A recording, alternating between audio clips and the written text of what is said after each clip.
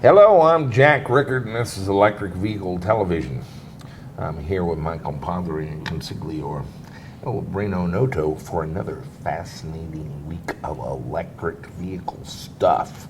Absolutely. It's just stuffed What with stuff you got? Well, Your little buddy. I was just going to say, yeah, you know, if people wander in here from overseas, apparently, so he's got an accent of some sort. Hello, mate. Hello, May. Hello, There mate. you go. He's from Geico. It's a Geico. He's from Geico. He's the gecko. This is Theo Kapratzis. Kapratzis. Yeah. And Theo Close is enough. a confused Greek, but really raised in the UK. Yep. We're at Birmingham, Redditch. Birmingham and Redditch. All right. We actually know somebody from that part of the world. Mr. John Hardy is kind of a good buddy on the battery testing front. Yes. And will be speaking at EVCon this year. And he asked me to take on a intern. Given my great love of children and young people and my unending patience in working with them, he thought this would be a good experience for Theo. For you. He is such a gentleman. He warned Theo that, how did he put it, that I was kind of focused on detail and of the habit of command, but not to worry. Right? Not to worry. There you go. That's the sweetest way I ever heard him. Tell him I was the biggest asshole to work for on the planet. You'll maybe get to meet Harbor at the EVCon. Right. You all can compare notes. Yep. Yes, that's right. Yeah, we've had a few interns. We had. He arrived here on a Yep. Friday, which is a bad day for us. But today I'm running particularly behind, so it was even worse. And then I threw a screaming fit at Shane in there, who had disconnected my JLD 404 while I was charging the car on the first charge and trying to measure the amp hours. He decided it should be on unswitched 12 volts and fixed it for me. It's kind of a design change that I was unaware we were making. That we had made, Given his long career working a riverboat, he knew to do this. And so We'll do that we're again. having a day at EVTV. That's right. We have a day every day. Theo, welcome to EVTV. Thank you very much. Absolutely. It's kind of a madhouse, but suffer it as gracefully as you can. Yep. Looking forward to it. Okay. Good deal. All right. The Rouser enamel pin for smokers of cigarettes, pipes, and cigars. An instant collectible. Few knew that the Obama's Affordable Health Care Act requires all residents of the United States of America who smoke cigarettes, pipes, or cigars, or use smokeless tobacco, wear a prominent badge or device clearly identifying themselves as a tobacco user anytime in public after 1 January 2014. Ostensibly, this provision identifies smokers and tobacco users so that other healthy Americans can avoid secondhand smoke and smoking-related irritants caused by tobacco use. It is also required to help identify smokers for higher health care premiums and yet to be determined health care service exclusions. It's the law. This beautifully crafted enamel metal pin with a traditional yellow Star of David design is marked Rouser, German for smoker, and is fully compliant with the Affordable Health Care Act. Exploiting a loophole in the law, we discovered the identification is not required to be in English. This unobtrusive pin, really a piece of jewelry, puts you in full compliance while providing an elegant fashion statement at the same time. Now, using this tastefully elegant, high-quality enameled pin, you too can move about freely in public in full compliance with all federal regulations. Order today. Supplies are limited. This stylish Rouser pin is destined to become an instant collectible and is already in short supply. Coming soon. Yes, ask about our new obesity compliance device too. Mr. Hardy, your young friend has arrived safely. Yes. And we will make sure that he stays that way until your arrival next week for electric vehicle conversion convention. It's Dr. Hardy. Thank you, Richard. I got Shane fixing the cars, and now Richard's writing scripts for me. This is a hell of a day. And usually John Hardy sends us books, not people. I love it. What a day. We laugh. Brain, what do you know? Actually, I had a fairly bad news week, Jack. I've got to tell you. Do we have fairly bad news, or Just a lack of interest in the news this week. And normal stuff, people making pronouncements, products that don't exist, things like that. So we've kind of stopped doing that. Yeah, it's hard to keep track of. It is. We did see though that because since we are electric vehicle television, there was a study about youth travel patterns and how much people are driving and things like that. They were trying to say that kids were falling out of love with cars, but it really wasn't about that. I think that younger people are just driving less. Price of fuel might be high and things. That's why you need to build an electric car. Actually, there's a trend toward everyone driving less. Our national average was 14,500 miles a year. I think it's down to 13,200. Is that right? Yeah, And I believe yes, so. Yeah, the youth are actually very interesting. I'm kind of studying them and talking to a lot of them in a rather pointed fashion. One is, do you have cable TV? Oh yes, exactly. I've asked Yes. about 150 of them. 4 of them did. Of the 4 that did, how many live with their parents, would you imagine? 4. 4. Yeah. Young people don't take cable TV because it's $150 a month. They get a connection to the internet and use Netflix and so forth. And similarly, this thing here. I have to tell you, it's with grave discomfort, and I want to note that all of you that think these people are coming out of college demanding too much money, I'm not on board. I think we're screwing our children for money, and I think our politicians are leading us to that. The university here in town, when I graduated high school, was $110 a month, or a semester. A semester, yeah. And I was making about $6.25 an hour as a hod carrier in July. So it was good money, but there wasn't a big crowd around the bottom of the ladder to get my Wait for you to job. fall off and then take your job. But what that means is I could work a couple of weeks in the summer and save a semester's worth. Today, that same tuition is $3,200 a semester. And the wages have risen to about $7 an hour, except most people pay them $4 and tell them make it up in tips. Tips, yeah. And so they're not making any more money than I was in 1973. But in order to be at the same place vis-a-vis tuition, they would have to be making $158 an hour. And we don't have anything that pays that here. No. And they don't have any context of reference to know they're getting screwed. No, not at all. Now, how did this happen? The state of Missouri in 1973 covered 88% of the costs of the tuition to the school. Today, they cover 18%. But they got a neat deal going that the Obama administration's really behind, and these nasty Republicans are just not with the program.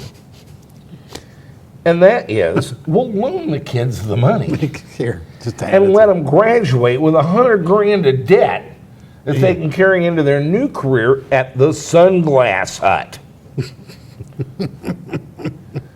That's, yeah, Now, where you going? the state, who's still getting the same tax dollars from us, manages to squander it on their salaries. I know.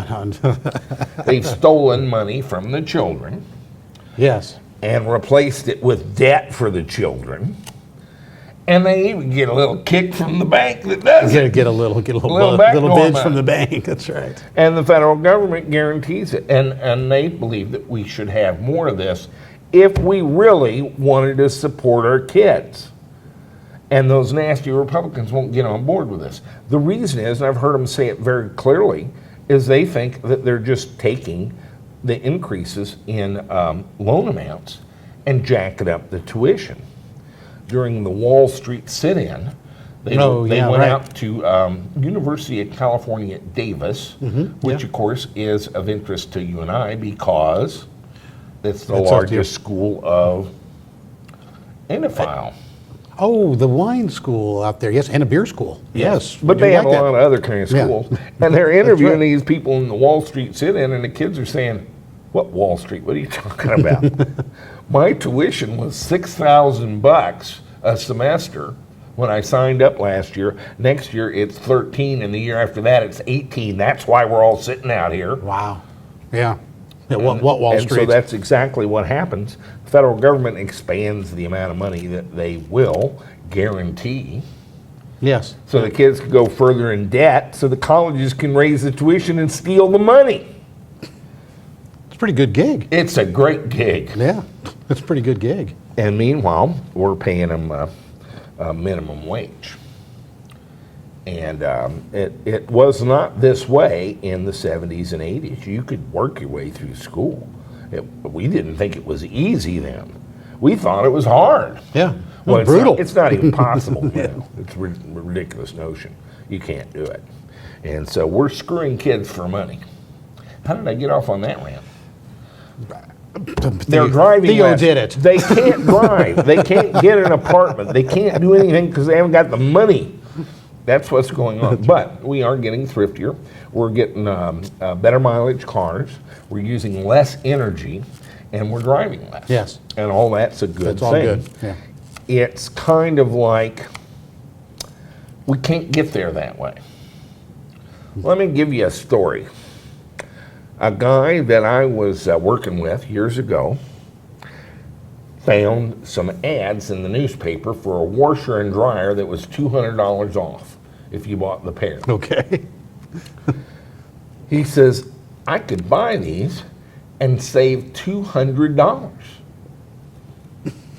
I said, I got one better for you than that part. He said, what's that? I said, don't buy them and save the 200 plus another 500 that they want for the pair. Right. He said, damn, that's $700. I'm going to do it. I'll save He comes in $700. the next day. He's got ironing boards and irons, toaster ovens, all kinds of clippings out in the newspaper. I said, what are you doing? He says, man, I'm making money hand over fist. You got to see all the shit I'm not buying. That's right. I said, you know what?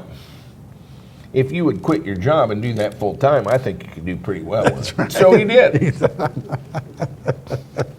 Of course, you're going to go broke saving yourself into wealth. That's right. And so there's nothing wrong with conservation. We need applied technology.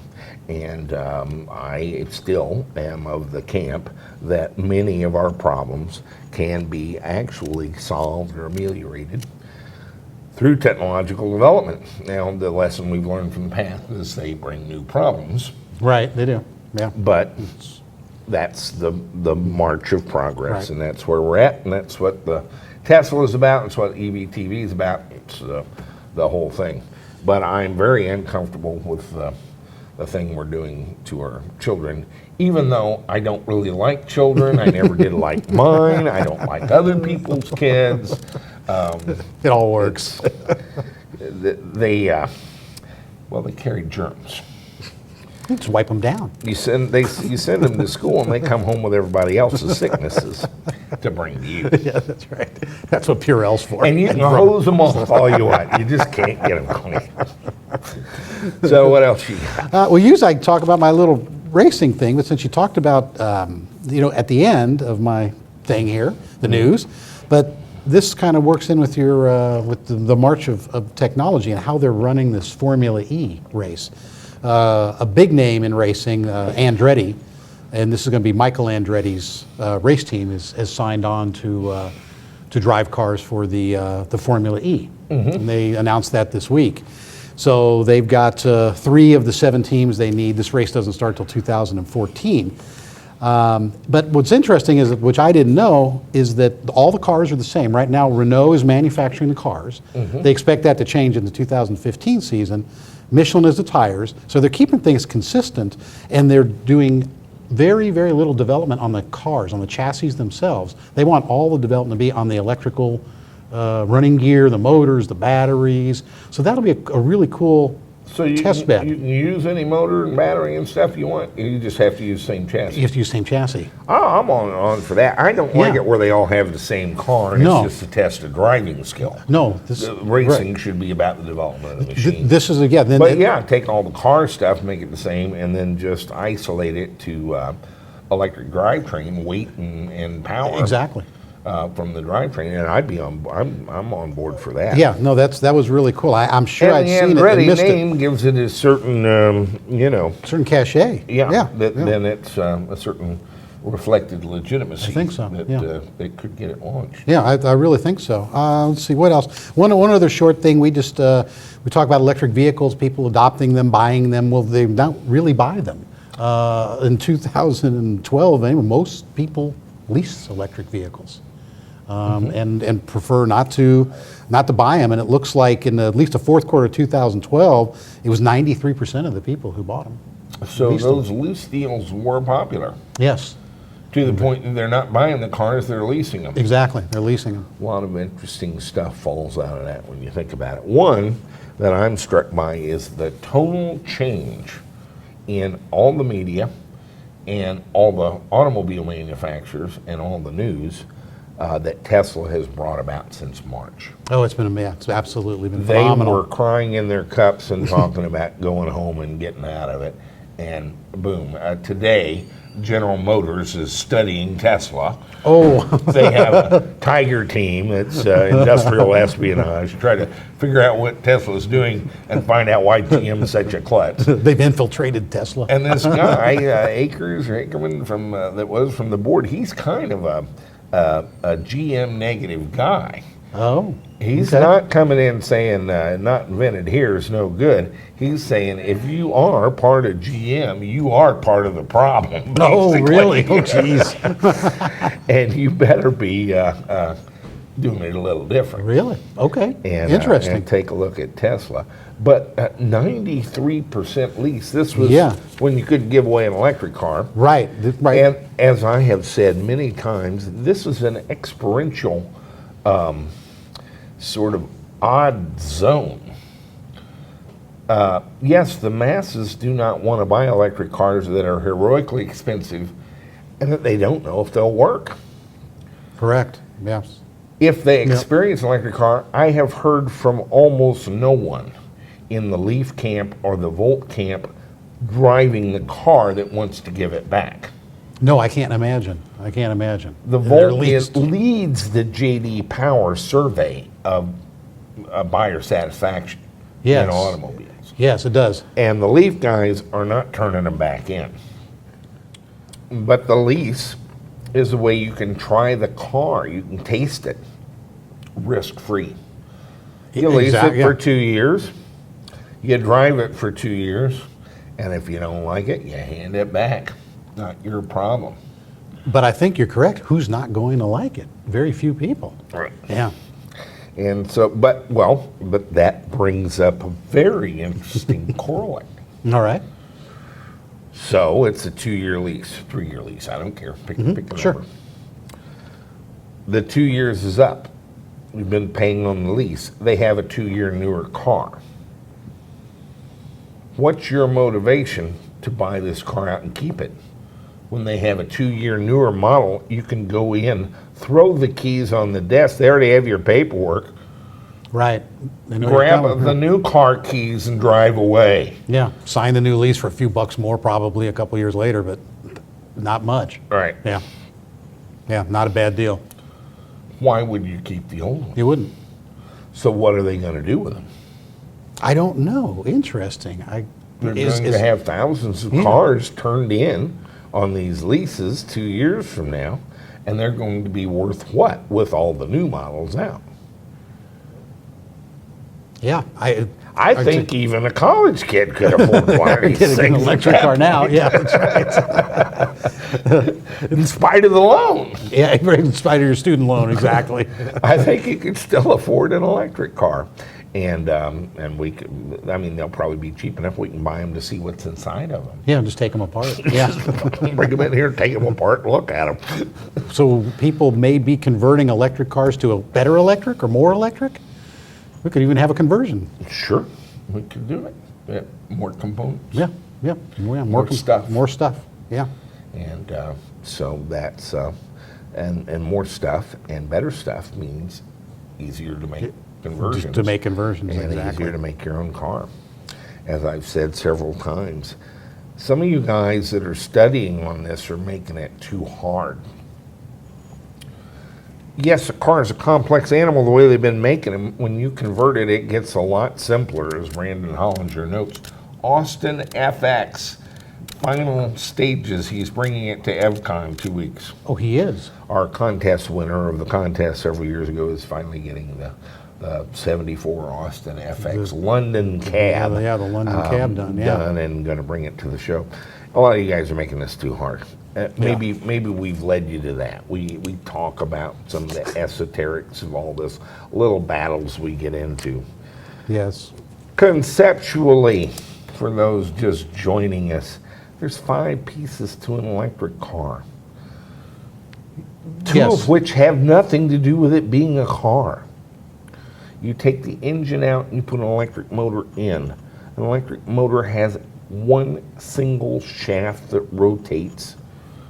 If you count the 2 bearings on the ends, it has 3 moving parts. It's a 150-year-old design. It's super simple. It's real simple, yeah. It's refined and mature. Yes. You hook it up in place of the engine. You have to be able to power it.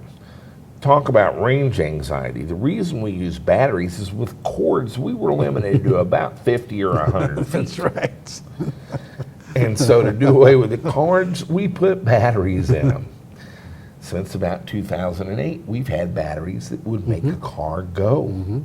This is the news. This is the new thing, is we finally have batteries whose weight and density and power would support the concept of a car that you could drive, that you can go drive 100 miles and come back and recharge it, and it works as a car.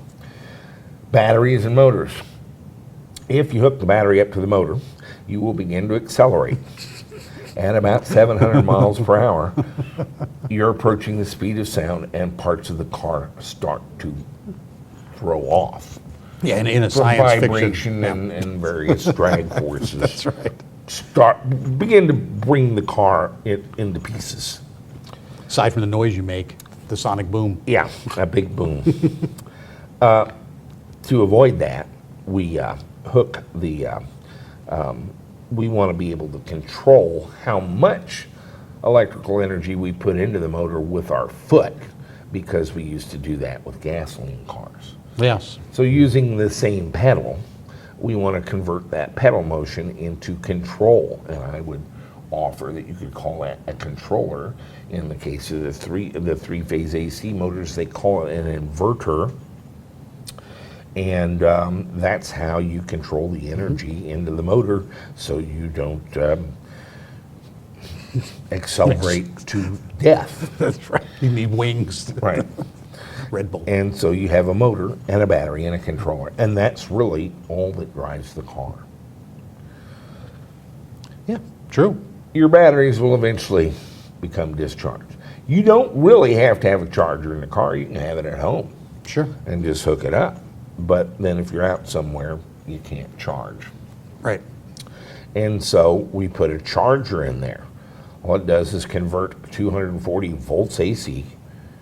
There's nothing mysterious about it. All this EVSE and J1772, That's a switch on the wall and a heavy cable. Right. Just To put 240 volts AC in, which is what your water heater, if it's electric, runs on, your range, if it's runs on, your air conditioner, if it's electric, runs on. Very ordinary power in your house. And that charger converts it to a DC voltage and feeds it into the battery.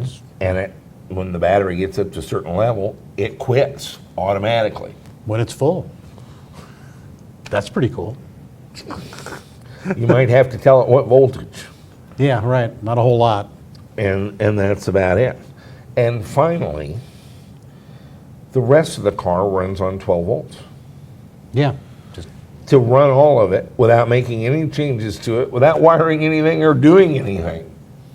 All we have to do is take a small box and convert our pack voltage, whether it's 150 or 250 or 350 volts, to 12 volts.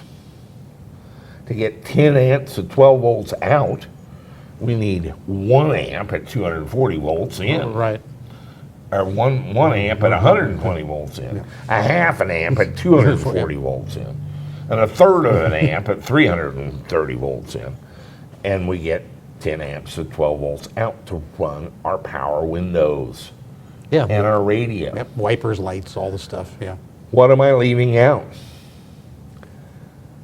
Nothing. No. Stuff Some to bit cool parts, yeah. our parts, stuff to connect our parts, A relay or two. a fuse, Yeah. a switch Yeah. to disconnect it so we can work on it. Convenience items for you building it. That's an electric vehicle. Right. That's it. Half the stuff, I gotta tell you, that I take out of a gasoline car, and some of these are 30-year-old cars, I don't even know what it does. I can't tell if it's doing it correctly. If it isn't, I don't know how to change it or where to buy one, and I can't even tell you what the mother does. That's right. We pulled the gas tank out of a 2009 Mini Cooper Clubman, and it had 17 connections man, to it. it was amazing. Now, I know it needs a connection to put gas in it. Yeah, and the one to get I know it gas needs out. a yeah. connection to the carburetor to get gas to that. And I am vaguely aware of the concept of a float with some wires to be able to tell how much is in it. Yeah. Send you some signal. What were the other 13 things for? Oh my God. Just well, crazy stuff. Fuel, vapor control, and Yep, all kinds of recurves. recirculating stuff, charcoal filters. I don't know. So that's Crazy. That's my rant on that. Let's go to Anna Klupenberg All right. in EVTV EU for a special report from Europe. All right. Let's take a look at Anna. Well, hey everyone, we're back. It's EVTV Amsterdam with Anna Kloppenborg from New Electric, giving you this week's segment, an update on EV news in the EU scene and some of the stuff that's been happening here at the New Electric Workshop. Hey, you probably missed us last week. I was on a little vacation, sitting at home with the kids, sunny week, so it had to happen. But even though I wasn't really allowed to do any work, I still managed to get some heavy contracting done on the Delta. And I can show you some of that right. Zo, nog even tangen. Nog. Daar gaat het. Ik moet even nog afschrijven.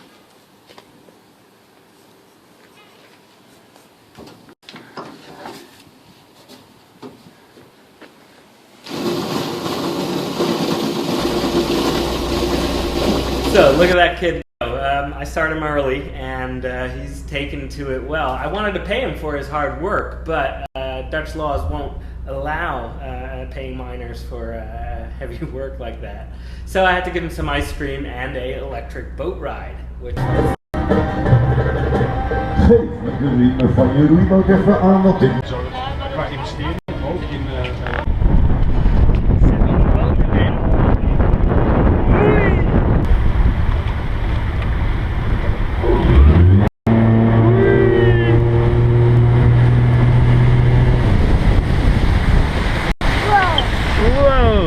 leuk, hè? Ja.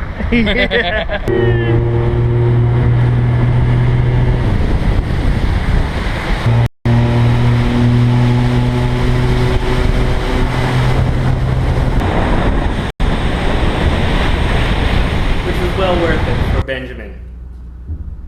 Hey, in other EU news, I would have told you last week if we were here that on the 6th of July in Zurich, in Switzerland, there was the culmination of what is the Wave 2013, Growing Air Foundation Wave 2013, a large gathering of EV enthusiasts and cars, EV conversions, OEM cars, all got together to make a large drive and publicity for the growing movement of electric vehicles. And the culmination of the Growing Air Foundation Wave 2013 was a big EV rally in Zurich, Switzerland. Now on the 6th of July, 450 cars participated and made a parade around the main lake, making it the world record for such an event and the amount of EVs altogether. One of the cars that was in the parade and in the whole Wave 2013 this year was the Green Motorsports and Growing Air Foundation car run by Leora Rosner and Gordon Fody of Green Motorsports in the UK. And Electric was a sponsor of their Peugeot Eon, I believe it was, and we'll check that out for you on the background.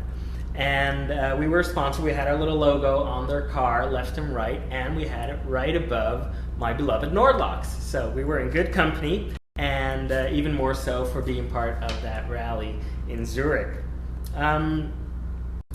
We had some visits during the vacation week as well. We had Jooster Dust come by from Rebel here in the northeast of the country, in Groningen, Holland. Jooster Dust and Rebel are known here in the EU because they took the magnetic soliton and a DC motor at the time of Kostov, and they also worked with Warps, and they took it to the TÜV Standards and Testing Station in Germany.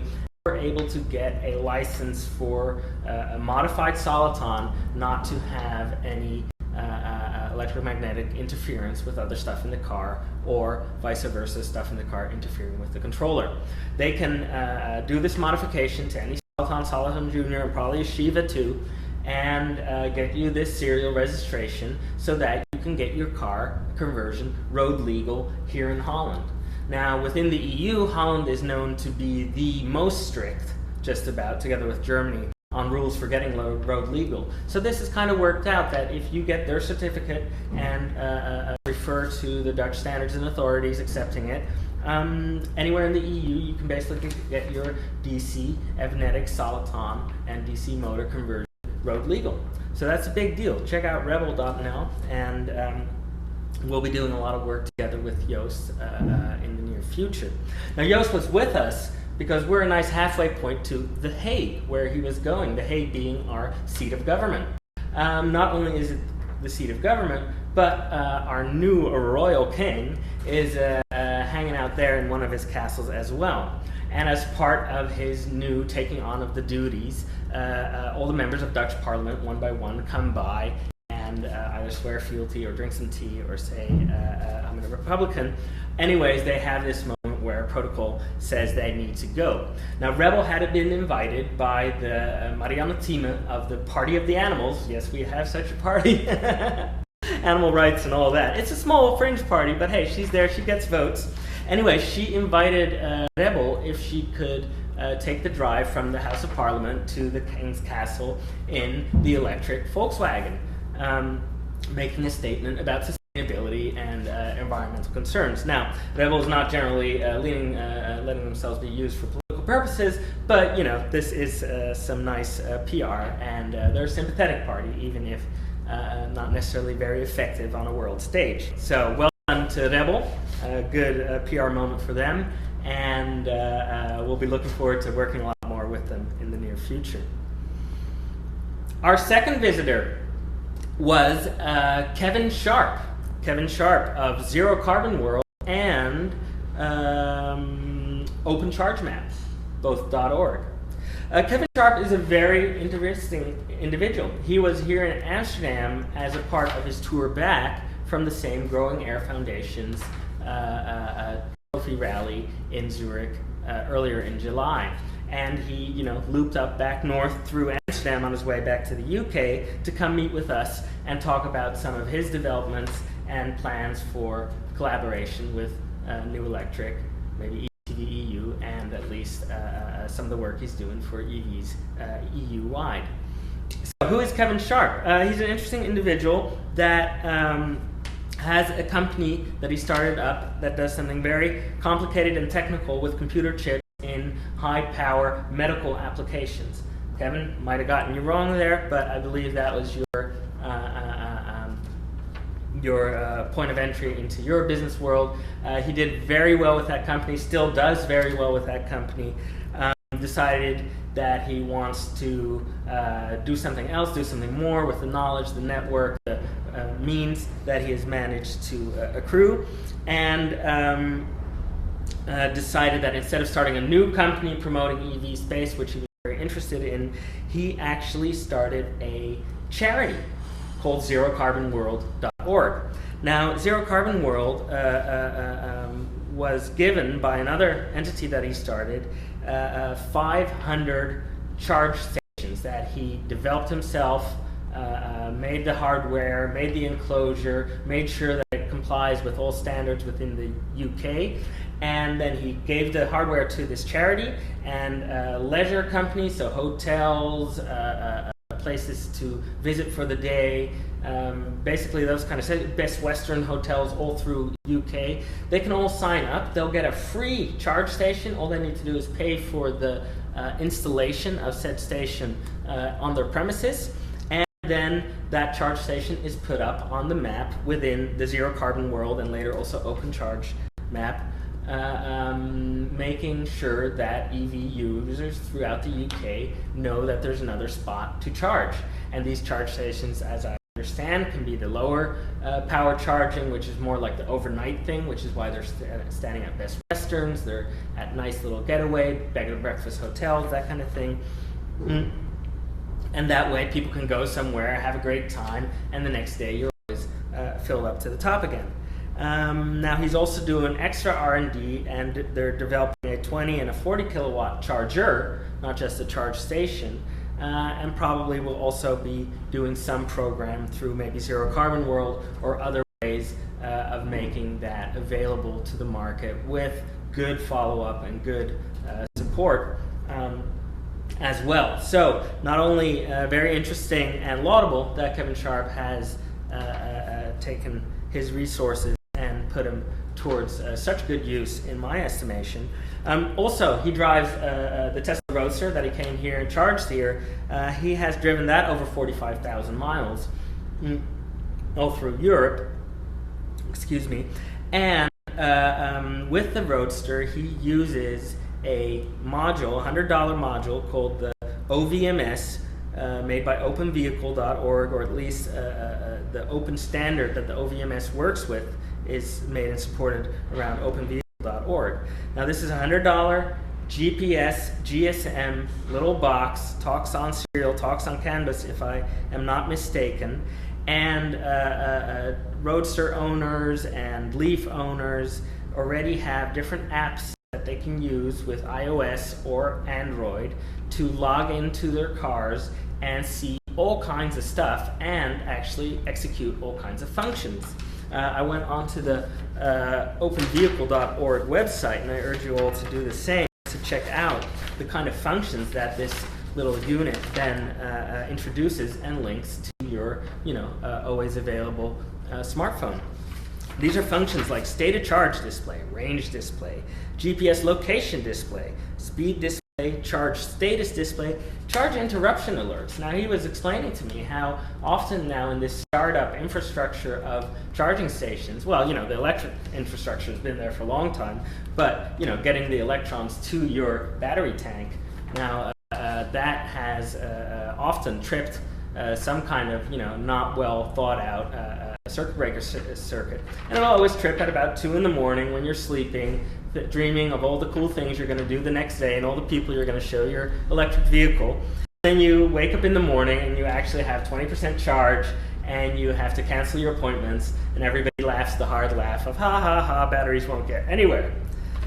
Not if you have an OVSE, OVMS actually, you won't, because you will have gotten an alert middle of the night, like, hey, circuit breaker just went down, I'm not charging no more, what do you want to do? That's a pretty cool function. Charge control, which level of amps are you charging at? Lock, unlock of doors, charge mode control, cabin preheating, digital speedo. Right now, the apps that have been written are relatively Tesla, Roadster, Leaf heavy, but this open source way and all the code that has been used is very easily transferable to a standard that we all work on or move towards with our EVs and our EV conversions, especially if we've got stuff like the GEVQ, Generalized Electric Vehicle Control Unit, coming up and along. Marry that with this $100 module that has GPS and GSM antennas already integrated in it, and know a guy that does a little bit of iOS and Android, and I know I'm fighting over a lot of in-between steps, but these are the kind of extra functionalities that are A, pimp my car, and B, will help show everybody that now with electrics and the good toys available, that the do-it-yourself crowd can actually get functionalities over, above, and beyond OEM people stuck in only for us and nobody else mode. So really, really interesting developments. Very excited about Kevin Sharp coming by, talking about collaboration possibilities and the bright future that is EV space, also here in the EU. Please do check out Open Charge Map. It is also in the States, lists thousands and thousands of charge stations. I don't believe the EVTV workshop is on there yet. Let's get that corrected soon. Let's see if I wrap that up pretty much. Well, almost. Kevin Sharp didn't come solo. He brought along Mark Chatterley. Now, Mark Chatterley is one of the employees of Zero Carbon World, so that is actually employed by that charity organization to help with all the admin, the media, and that kind of thing. And besides doing that, he, together with Nikki Gordon Bloomfield, a actress and journalist or musician in the UK, they run a EV-centered podcast and web show called Transport Evolved. Transport Evolved is now over 150 episodes. I believe it's a weekly deal, and New Electric will be, and EVTV EU maybe will be checking and doing some cross-show publications with them as well. If you're in the EU or interested in EU EV news from a UK perspective, please check them out at Transport Evolved, or check out Nikki Gordon Bloomfield and Mark Chatterley. They do a podcast, they do a YouTube show, and maybe we'll do some reporting for them with the upcoming EVCon. That'll be cool. So definitely some good contacts, good visits were made. I should go on vacation more often, guys, don't you think? I get more work done than any time else. Hey, so what did we do this week after vacation time? We had to get back to the shop, and we did the Netcraft upgrade this week. The Netcraft upgrade, if you remember, I built the Netcraft to hold 90 100 amp hour cells, the CAFI series. But as I was still waiting for delivery and I wanted to get our customer out and about, I put in as placeholder 90 amp hours Winston cells, the yellow cells, first generation LiFePro 4. Worked fine, but that's actually my shop pack, so I'd like a back, thank you. And we put in the 90 bottom balanced 100 amp hour cells.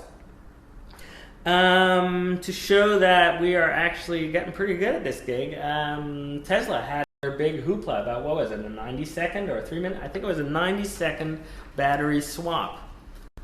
Well, given it was 80 kilowatt hours, but still 90 seconds for a battery swap, I think we did 30 kilowatt hours in about 30 seconds flat. Let's check that out.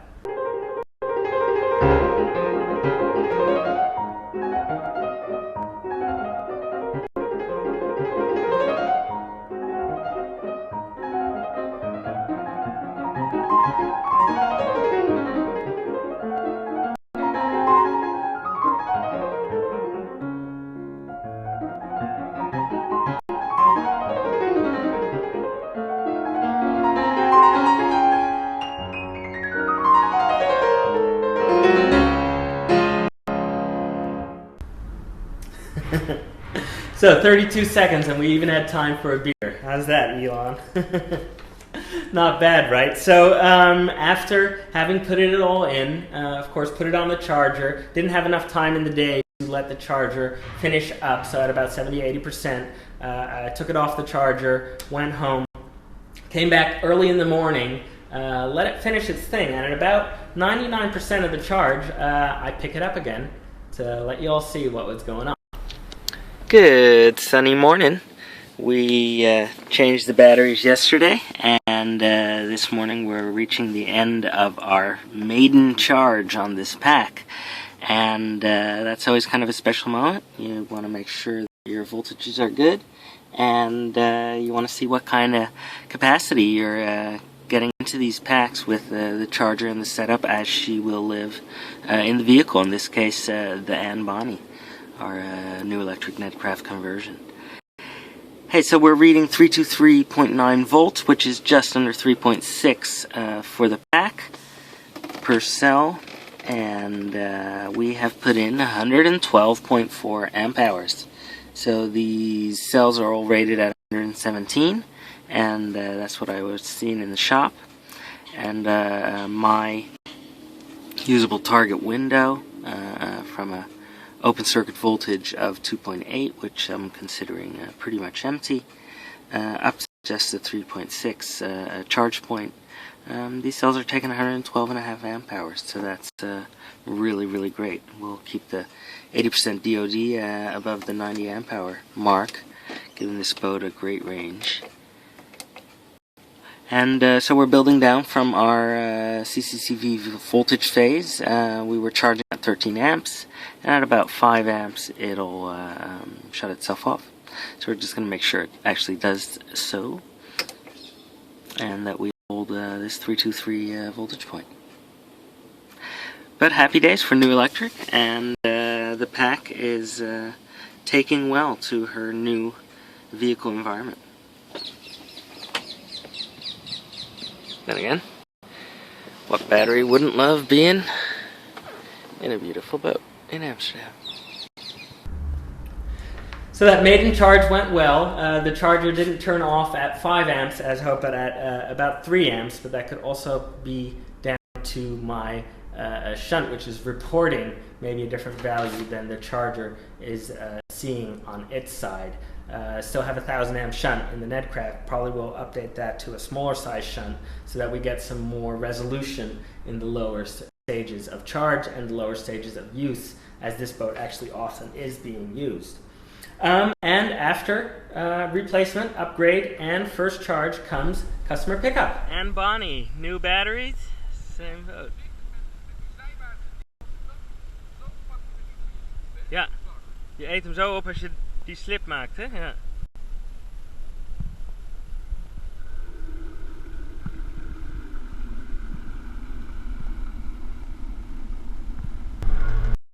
And there he goes.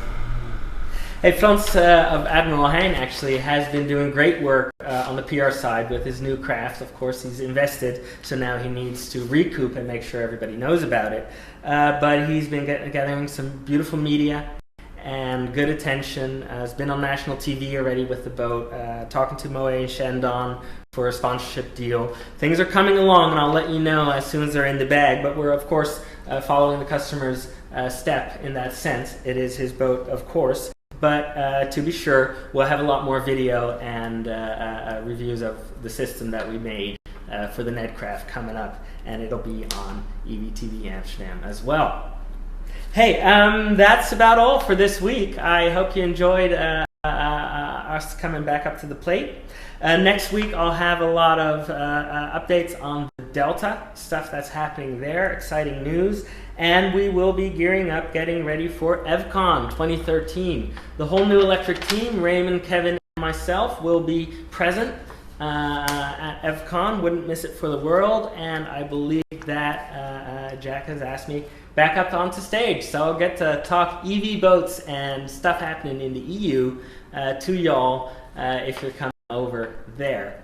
And hope to see you all there. Hope to hear that you were building, because I kept building, and I'll see you soon. Bye-bye. He's back from vacation. He's back from vacation. He's back. And hard at it. He is. He's working pretty hard. The boats look pretty good. Yeah, he's. Did you notice that I get an intern and Anna's got a one up me? I can't believe it. He got a mini intern. He got a mini me. This kid's checking the drawings back there with the drill. That was pretty scary. Here, go drill on the boat. I don't know. I don't think he said much about it. He did talk about Rebby guys in Yes. Europe and the some of the issues of certification for electromagnetic interference. Yes, yeah. So forth that they go through over there that we really don't have. No, to we don't deal have those with. EMI. We have the issue, we don't have to do anything about it. But that was kind of interesting. Yes. I have been talking to him, and subsequent to last week's show, we have kind of agreed to put the money down on 2 818 projects from Factory 5. Nice. And they're going to ship one to Cape Girardeau and one to Amsterdam. Ah, cool. And we're going to have a build off All right. and try to figure out how to do a kit for the Factory 5 818 automobile, and we're pretty excited about it. I think this is going to be a comer. I think it's going to be huge for Factory 5, but what part of what's going to make it huge for Factory 5 is we're going to figure out how to make this car go, a very light sports car that's very inexpensive. They're shooting for $15,000 for a working car. Yes. Now we won't hit that with the electric, but it's so light. I'm not sure we couldn't put a fairly small pack in and That's what I'm thinking. And you'd be under $30,000 for the whole thing, and a go fast track car, That's really, yeah. that you can also drive on the street in a brand new kit. So Anna and I are working on that as we speak. Let's talk a little bit about our loot. All right. This- we all kinds of stuff laid This out here. all come in today, and I've been working on it for months, of course. And it all coming in today, and I haven't really had time to. I know. What's going on?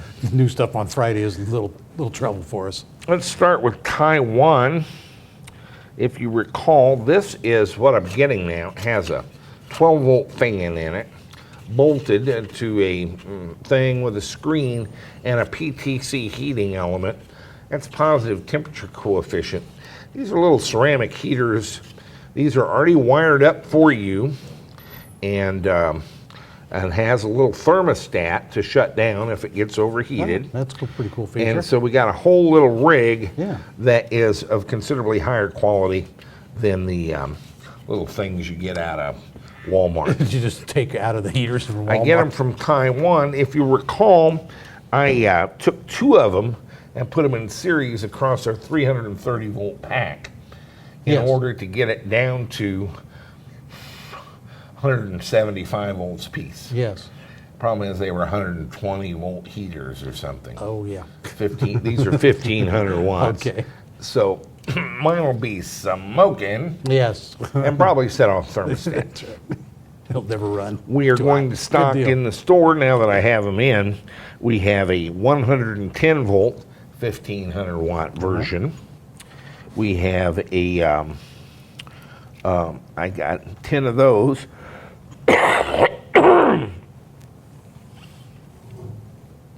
We have a 220 volt, 1500 watt version. Oh, okay. I got 10 of those. And we have a 360 to 380 volt version, and I got 10 of those. Nice. So when we blow the ones out of the thing, Yeah. I have some we can stick in their got some place. That'll be backups. perfect. There we go. And so that'll work pretty good. These work great. You know, I like liquid heat where you have a heat exchanger in your car, modern car, but these VW things, you know, a lot of cars, just it's too much trouble.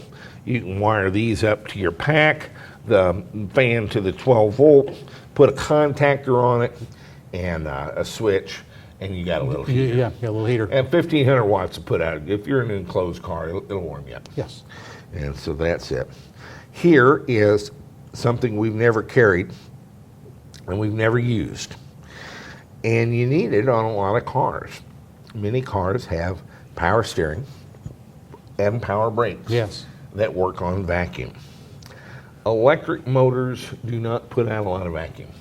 No, they None don't. Not, usable. not a lot of sucking consistently. They do not suck like internal combustion engines. That's right. do. Hey, there we go. We just made something up. Electric motors don't suck. Yes, electric motors don't suck. That's the best that can be said of it.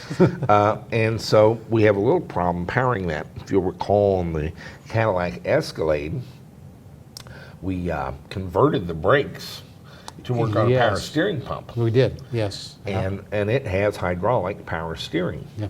And so we got away with one there. The Mini Cooper, we were trying to use regenerative braking to replace the proper brakes Yes. because I did not want that noise.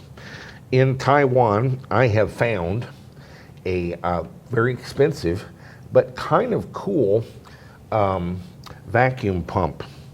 This is an oilless double piston unit. It's 8 amps at 12 volts.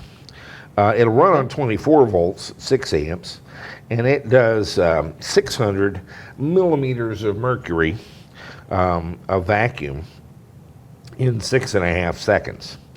It's got a flow rate of 51 liters a minute, and it's fairly small, and it comes with a nice rubber mount bolt holes to mount it with. The biggest thing, it has the vacuum pump, a sensor switch, and a check valve. So you really need a tank, Yeah, you need a tank, yeah. and that's about it. Yeah. And you can make the tank out of PVC. We've seen them out of As PVC. we know from Heber Springs. We do. We do. Why don't I like vacuum pumps? Solely on one issue, the noise. Yeah, they are usually fairly loud. Yes.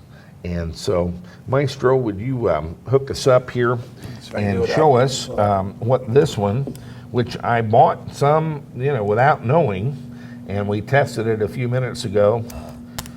It's supposed to be less than 50 dB, and this is barely discernible with me standing here holding it. If you had this under the hood and you're inside the car, you'll never hear it. No, I don't think you would. It's supposed to be under 50 dB, and it's a monster That's nice. power-wise, and will make you plenty of vacuum really quick. Yeah, it's a lot of vacuum. And but the biggest thing is it doesn't make all that noise. No, someone just rattled horribly. Yeah. That's the good news. Bad news is Taiwan doesn't come as cheap as China, and you're gonna pay for this one. They're a little precious, huh? Yeah, we'll put them up probably $3.99. But it's the big one they had. It's the double piston. It's under 50 dB, and I think it's going to be a quality unit. It looks like it, and just from the lack of noise and vibration, it's got to be a nice piece. I heard, part of any business is just relationships. I've been beaten up on the Chinese for 4 years now. I know. And some of them I'm not very nice to. A lot of them I am, and I have some really good, really friends Yes. now at this point. People that I've ordered stuff from over the years and hear from all the time, and we congratulate each other on our various holidays and so on and so forth. I heard from Jack. He's with the Leon Power Group now, but he used to work at Winston Battery Company. Oh, okay. Yeah. And he contacted me because, they sponsored the Escalade and knew about us. Yes. And he's with a new company now, and they have a new product. And so I ordered some, Oh. and he sent me something completely different from what I ordered. Imagine that, huh? Now, imagine my, rage.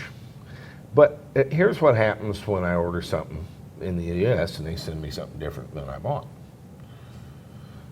I'll order like the brake calipers for a Volkswagen, and I get the brake shoes for a Kenworth truck.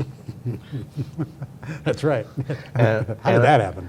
I send them back. They want me to pay the freight Yeah, back. that's right. Restocking fee and And a freight. restocking fee because they screwed up. I mentioned to him that I really liked the 60 amp hour cells right now. And we for do. testing purposes, the smaller the cell I can get, the more I can do with it. Right. My test equipment can do some amazing things with 40 amp hour cells, somewhat less so with 60s. You get up to 100s and 180s. Yeah, I got to put together some stuff just to be able to test it. that's right. And it's simply a function of scale. So I asked him about 60s. He said they didn't have any. So I bought 6 100s of a new battery they have. And it is a little difficult for me to figure out what the hell they're doing. Okay. And he's being kind of funny about it. He doesn't speak perfect English. So he's Okay. having his secretary read him some of my emails. And I'm having my secretary Translation. read me some of his replies. And we're struggling a little bit here on the El Comunicado stuff. Why do we waste our time with that? Well, let me tell you. All right. This is our CALB CA60 cell, which has enabled some very interesting things in electric vehicles Yes. right now. Yeah. This cell we have measured at 12C with less voltage sag than we had on the previous Sky Energy cells at 8C. Yeah. Exactly. Yes. Why is that important? Well, it's not terribly important, but it gives us some flexibility in some ways that's kind of interesting. For example, and the debate's gone now because of this, there were a lot of people in agony, hey, I want to build an electric car, but I can't afford the lithium batteries. It's just too much money, and a 25 or 30 mile range would be fine for me. Well, any battery I could put in was lithium to get the advantages of long cycle life and lightweight. That would do 25 or 30 miles were too small to be able to drive Right. the current requirements of their controller and motor. But with the CALB CA series now at 10 or 12C, That's a different story. Yeah. you can put together, let's say you're doing one of these AC 50 or AC 75s, and you put in 48 cells. Right. Well, 48 cells at 87 or 89 bucks, what is it we That's, charge them on yeah, these? yeah, 89. $89 a piece is, I mean, that's not even 4,800 bucks. No, the pack used to be a lot more Well, I expensive. mean, we Yep. include the straps and stuff. You have a couple $100 shipping, but you're down in the range. And you could conceivably, with some of these, like the 7601, do a 36 You cell. could with 120 volt, absolutely. And you could have 36 CA60 cells for about $3,300 bucks. Well, that, go get some good lead lead acid acids, cells, yeah. and you're certainly going to be north of 2,500, but usually over 3,000 Yeah. bucks. So now you're buying lithium cells. So what's the disadvantage? You got a weenie pack. Yeah, but these will take you 40 or 50 Right, miles, right.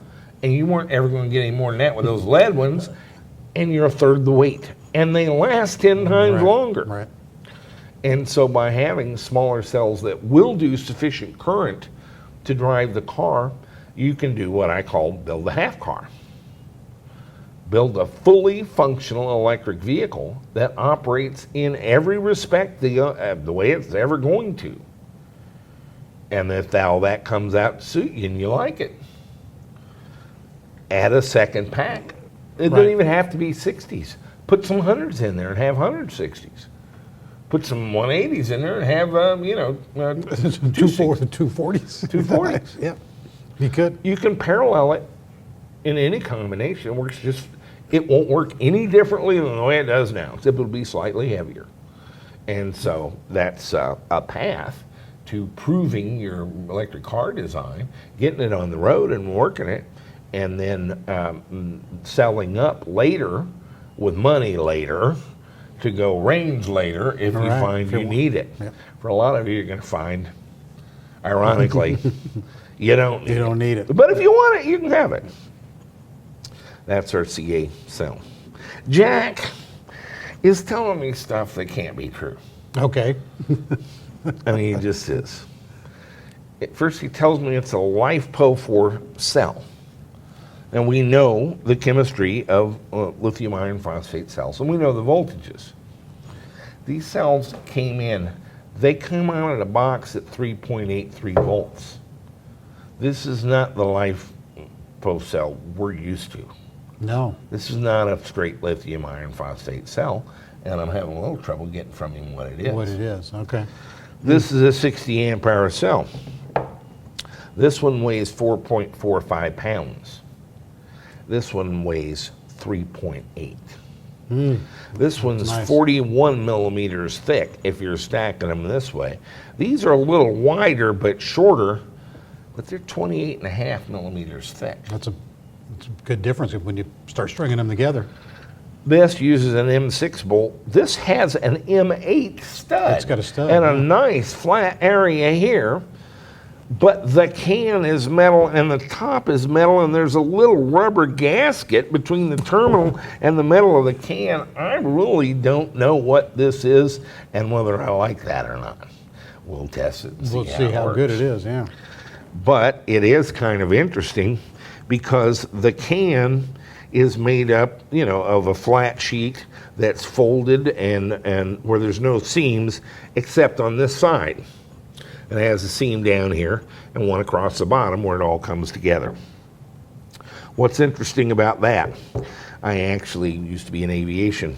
They had a very interesting concept, first really used in production on, what was that guy's name, Vernon, with the light jet that used to be with Microsoft. We went out and talked to him. Yeah, yes, and I don't remember either. In Albuquerque. Yeah. It's called the friction stir weld. You take a little bitty burr and you stick it between two pieces of metal that are kind of lapped, and you fire this thing up to about 35,000 RPM. Oh, really? And it melts the metal, and you just go down through it with this thing spinning, and it kind of whips the metal together, and it makes this seam. This is what's called the friction stir weld. That's amazing. That's And absolutely it amazing. makes a very small, tiny, but very good weld that you just Can't don't even have to tell it's clean. there. Yeah, you don't can clean it. hardly tell it's there. You have to have eyeglasses to see this, but you see all the little laps in that. That is from that spinning burr. Wow, that's that incredible. is moving along with a robot arm. It just moves along, spinning like a router, but at 35,000 RPM, it melts that steel and blends it together. It's amazing. Yeah, And that's cool. it's called the friction stir weld. It was Vernon.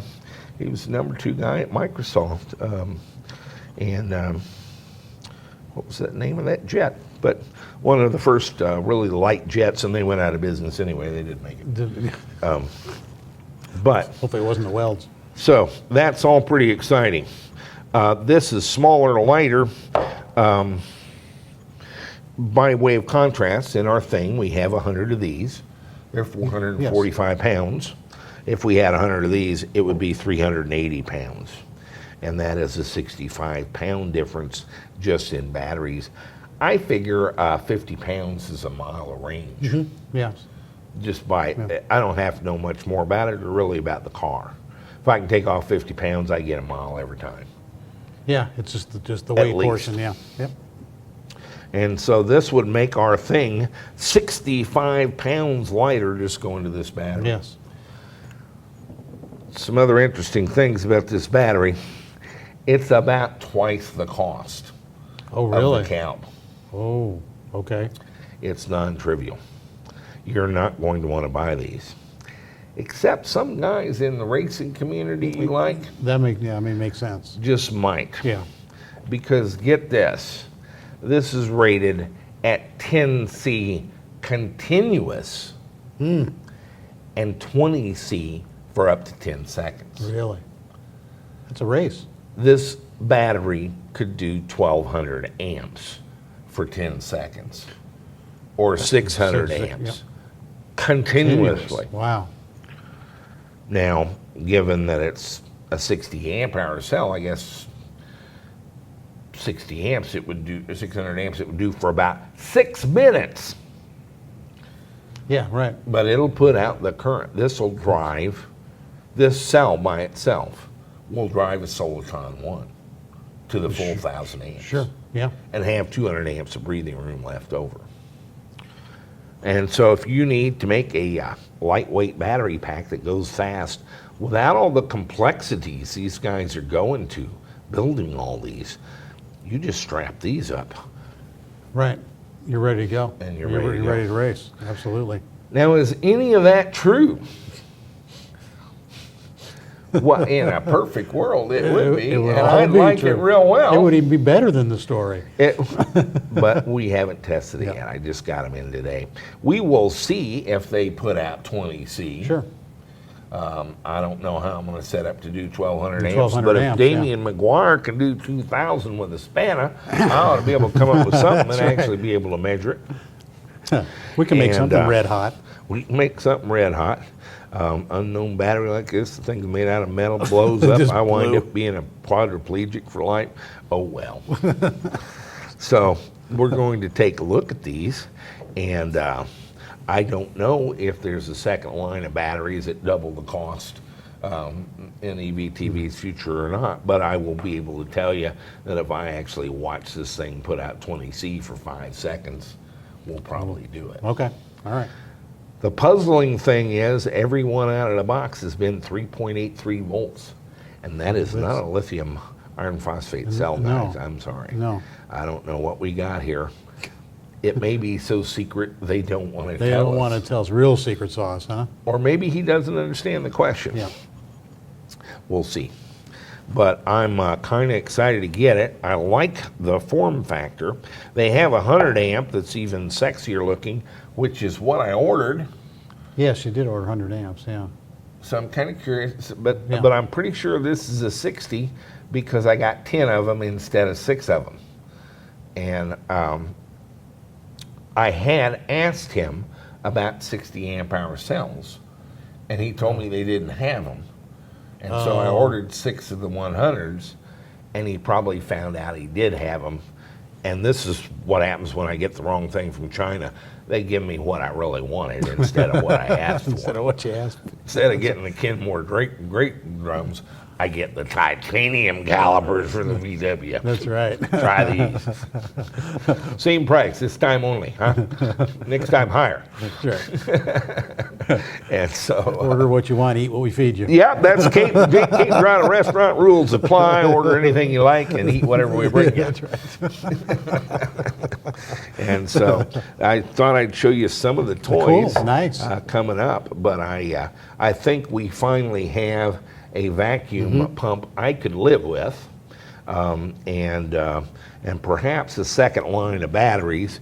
And these PTC heaters are Those are always good. they're always good. Yeah. So that's what came in the goodie box today, and I'm kind of excited about it. They also do purportedly have a 200 amp hour LYP cell that's very analogous to the Calb cell. We're much more familiar with the Calbs, but we might. I mean, there's not going to be you're not going to be able to throw a dead cat between those. No. The 180s we get Yeah. from Calb come in at 200, so 195. So I don't know. I'll probably order a couple of 180s and test them. Who knows? They may be 20C continuous. Right. Wow. It's a little difficult to communicate with this guy, but I'm kind of excited about these cells. I can see a line of these 60s. You know, Sure. now you're talking, $120 for a 60 amp hour cell or more. Or more. Yeah. Okay. And we haven't really, they came with no straps and none of ours will fit right now. Right now. Yeah. And it's all upside down. Instead of having a bolt that goes down in, you have a stud that comes up. And so this is going to be a little bit of a learning curve for us. We have to figure out how to strap without getting into the case. These project up a bit, but Not that much. not that much. No. And so I'm a little frightened about the package, other than fascinated with the friction stir weld seam down one side only. The rest of it is seamless. I don't even see one in the top. It looks like this is all folded completely out of one piece. I mean, the top has to be a separate piece, but the rest of it is a can, and it has one seam down the side and one across the bottom, and that's a friction stir weld, I'm certain. Okay, that's pretty cool. And Nice. kind of cool. 3.8 pounds instead of 4.45 pounds, 60 amp hours, I would bet. And we will find out exactly what's in them. As far as amp hours and current capacity, he says at least a minimum of 2,000 cycles on the cell. But again, the data I've got from him is completely different from what I'm reading. There are no lithium iron phosphate cells at 3.83 volts. That's not a happening thing. No. And so his charge spec, his discharge spec, I don't know. But what I can do is hook up our PowerLab 8 and simply run a curve, and I can tell when it goes vertical. Yeah, exactly.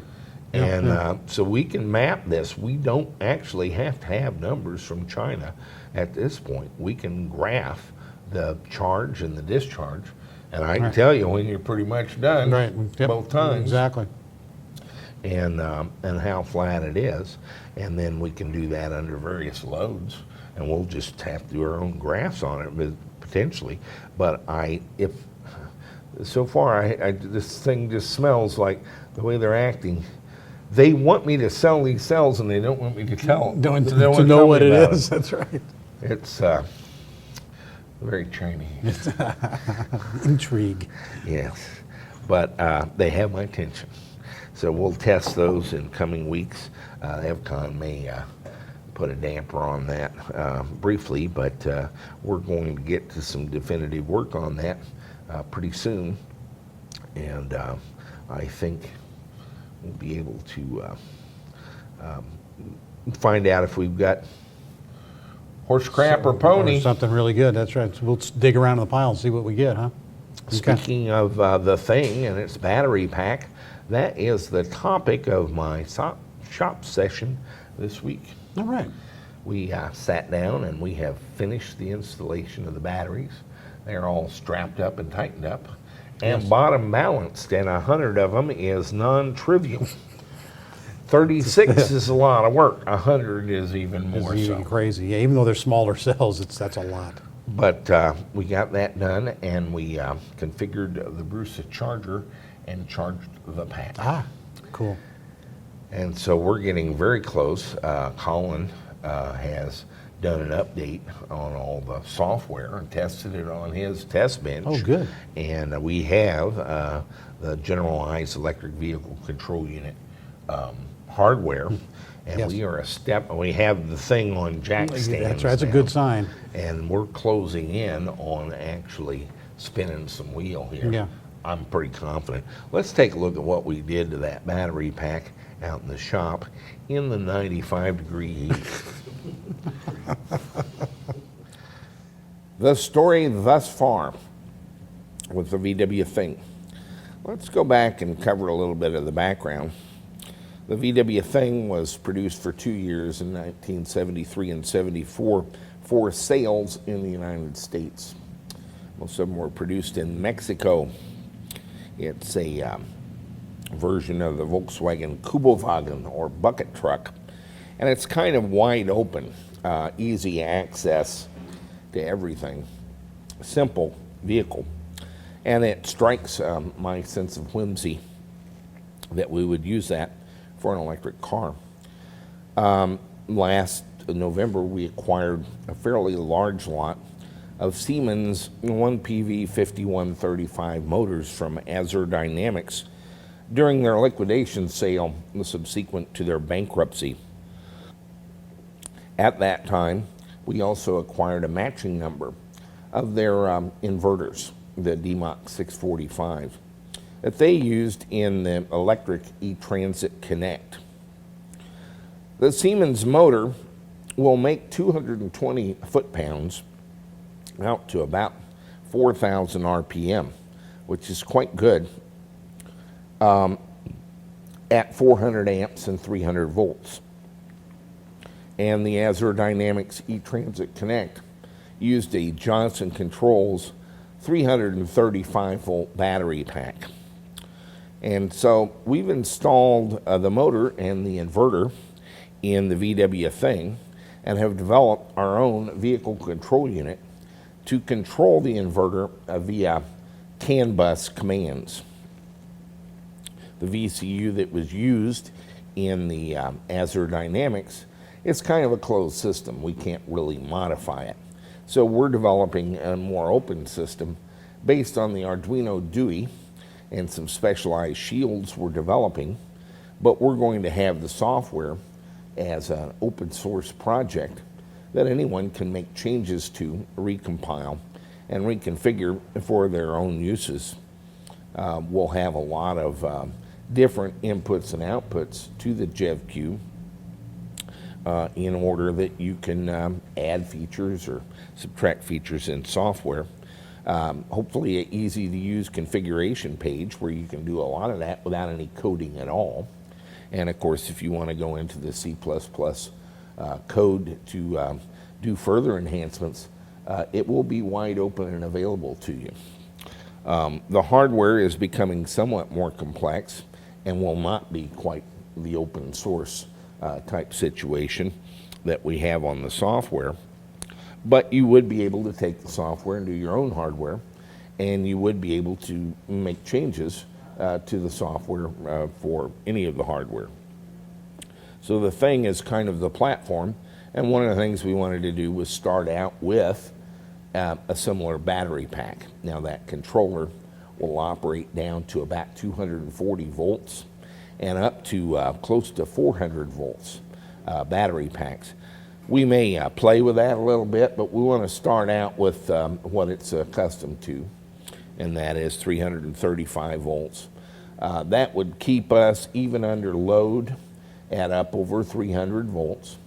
And at 400 amps, as I say, this motor is rated at 220 foot-pounds. 300 volts and 400 amps is about 120 kilowatt. I've seen variously that the DMOC is rated at 114 or 118 kilowatt.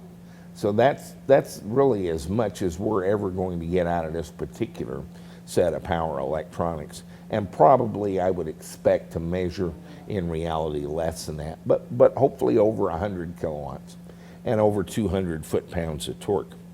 Why is this interesting? Well, we acquired a number of the motors at a quite low price and are able to offer them then at prices analogous to what you've been paying in many cases for DC motor drivetrains. It offers high power, no brushes, very easy maintenance, liquid cooling, which lets you push that motor quite beyond what it normally does, and I think offers a lot of advantages. The eTransit Connect performance is more than adequate, I would say perky, but they use a 1-gear e-gear drive with that motor. It's a difficult thing for a motor to be all things to all people at all RPM. When you mate that motor to a Volkswagen 4-speed transmission, you've greatly magnified what you can do with it in terms of power to the wheels. You simply have leverage. Sebastian Bourgeois and Rebirth Auto are emerging as really the go-to guys for almost jewelry-like adapter plates. And they have done us a special adapter plate to mate the Siemens motor to the VW transmission. In order to get all that to go, of course, we have to prove the Generalized Electric Vehicle Control Unit, and we need a test platform for that, and the VW thing is it. And I've been bent on getting the battery pack assembled and bottom balanced. The 60 amp cells are fairly easy to adjust the voltage on because they're small capacity cells, but there's a lot of them, 100. I like packs with 36 cells or 48 cells. 100 cells is a lot of connections and a lot of cells. But I'm very pleased with these small batteries. It makes for essentially 3 very nice sized, really quite small boxes in the vehicle. We've got 2 up front for 59 cells and then 41 cells, 42 cells in the box behind the back seat. So good weight distribution, a total weight of about 445 pounds for the cells. With the straps and the boxes, I'm sure we're at 475 there. We have a load rating for the vehicle of 880 pounds, and so we still have 440 pounds of people meat that we can put in the vehicle and not even be over the original load rating for the vehicle. But 100 cells is quite a thing to bottom mounts, and we've been doing that and have got it together. It's time to charge it up, and indeed I've got it about halfway charged. We use the BRUSA NLG5 Charger, which is the same charger also acquired in the Azure Dynamics liquidation sale, but we had actually had some experience with the BRUSA before.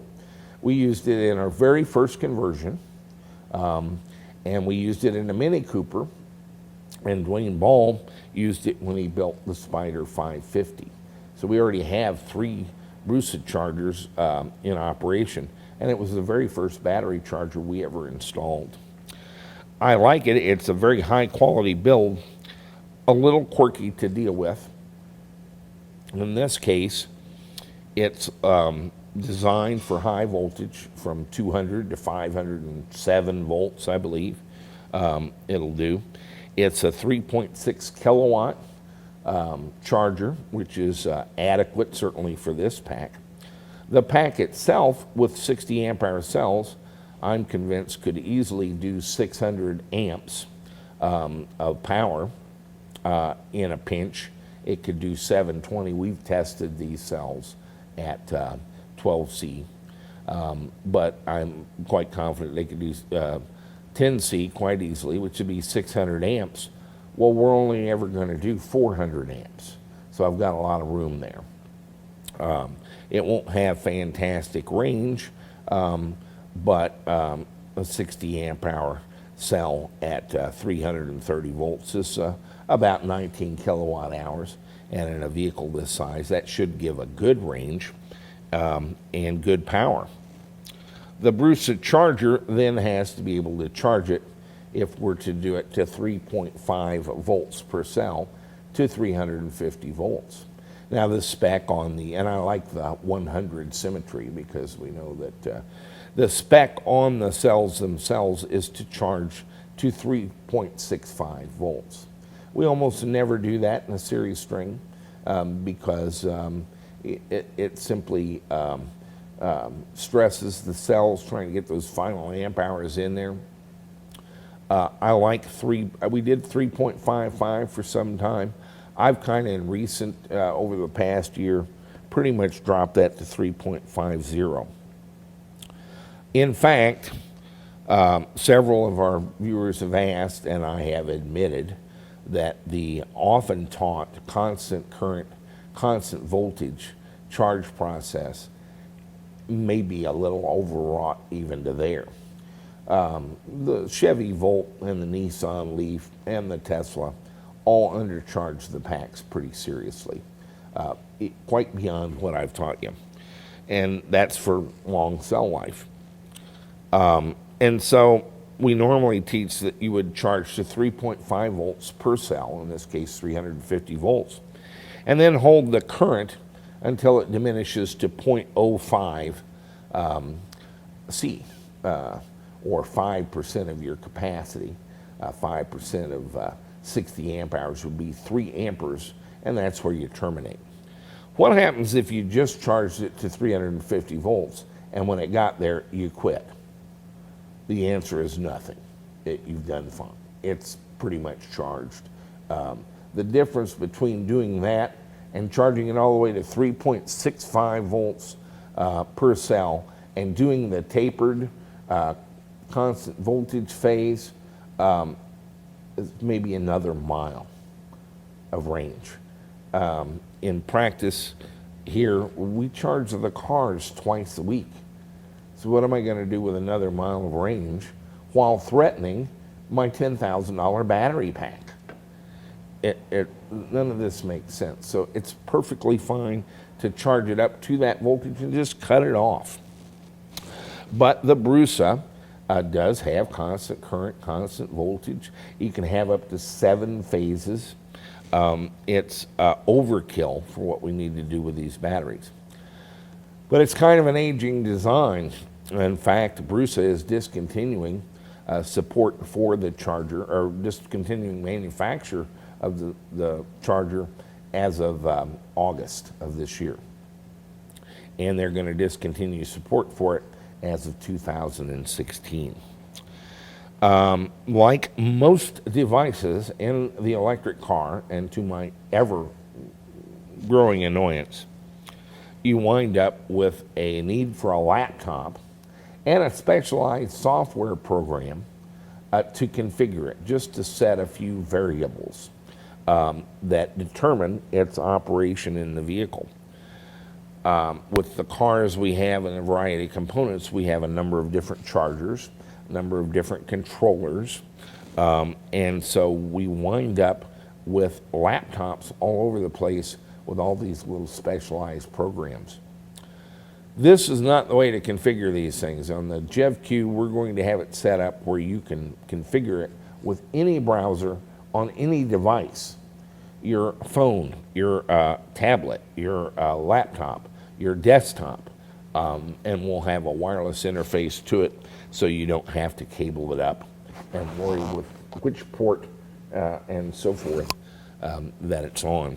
But most importantly, we don't have to maintain any software. In the case of the BRUSA, laptops no longer have serial ports, but the BRUSA only works to configure via the RS-232 serial port. And so we have a USB to serial port adapter. For some time, those didn't work very well, but they've got that sorted out pretty well. We have a program just for it, and I'm using a little bitty laptop here with a little bitty screen, and there is a great big reason for that. This is a Microsoft Windows XP Service Pack 4 laptop. It's sitting on top of a nice big screen Hewlett-Packard Windows 7 on my desk. Now, I have the only PCs we can purchase here locally all have Windows 8. The BRUSA program won't even run on Windows 8. It won't run on Windows 7. You have to have a laptop with XP or this software won't run at all. And you have to have this software in order to configure this charger to run in automatic mode. And so you wind up with this aging, badly done piece of software that hasn't even been maintained through the operating systems that are available, and it's very difficult actually to find a piece of hardware with Microsoft XP on it at this point. And so I'm forced to use an old Toshiba I have laying around I've never liked. It has a tiny screen that scrolls around and in order to do this. Worse, the program only works on COM1, so you have to have your USB port to where it will work on COM1. And finally, I'm not connected. I brought up the program. I say connect to NLG, and it says connection cannot be established. And it has retry or cancel. I will press retry one time. It'll try again. It says connection cannot be established. I'm going to click cancel and go up here and press the X and remove the program. And I'm going to go back in and I'm going to select the program again. And I'm going to go up to the top here, if I can. Scroll up here.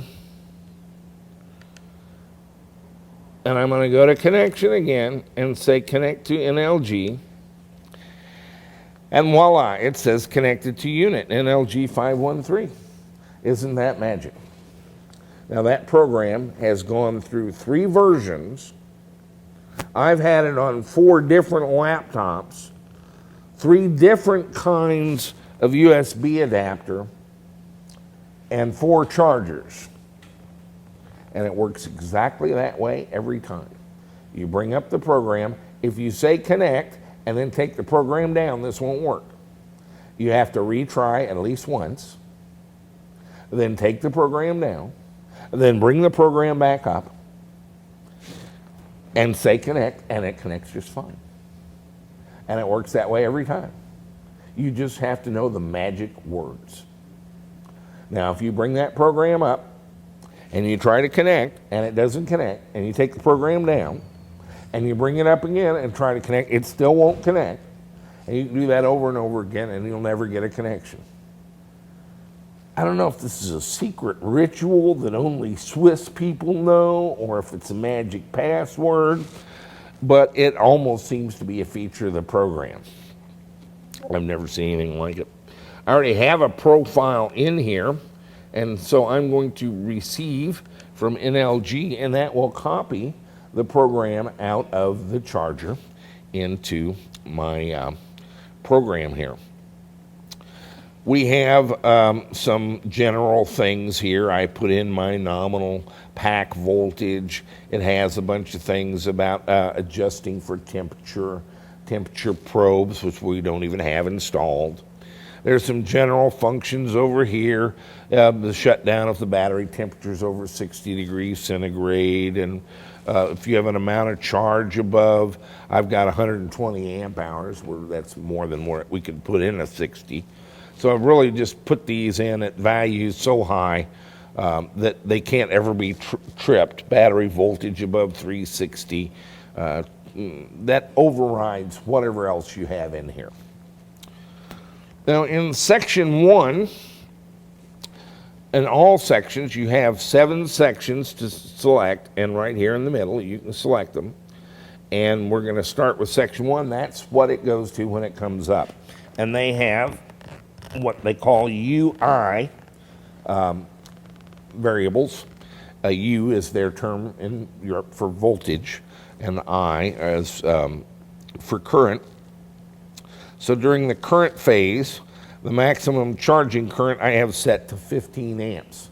Now this charger will only do 12.5 amps ever. That's the limit on the amps. We also have the limit of the power, 3.6 kilowatts.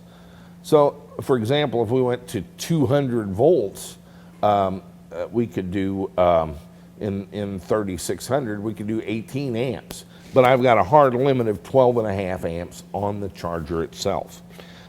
It just comes that way. But I put 15 amps maximum charging current in the batteries, and that is well above what it's going to do. It'll probably do 10 or 11 amps. And then I have the maximum charging voltage. I'm going to set that to 352 volts. And I'm going to do that and explain why here in a minute, to solve a mystery that a number of our viewers have brought to our attention. And I've kind of known the answer, but haven't really established it. And previously, this will charge at 15 amps or as much as it can do, up to the point where it gets to 352 volts. And that's really the end of the section.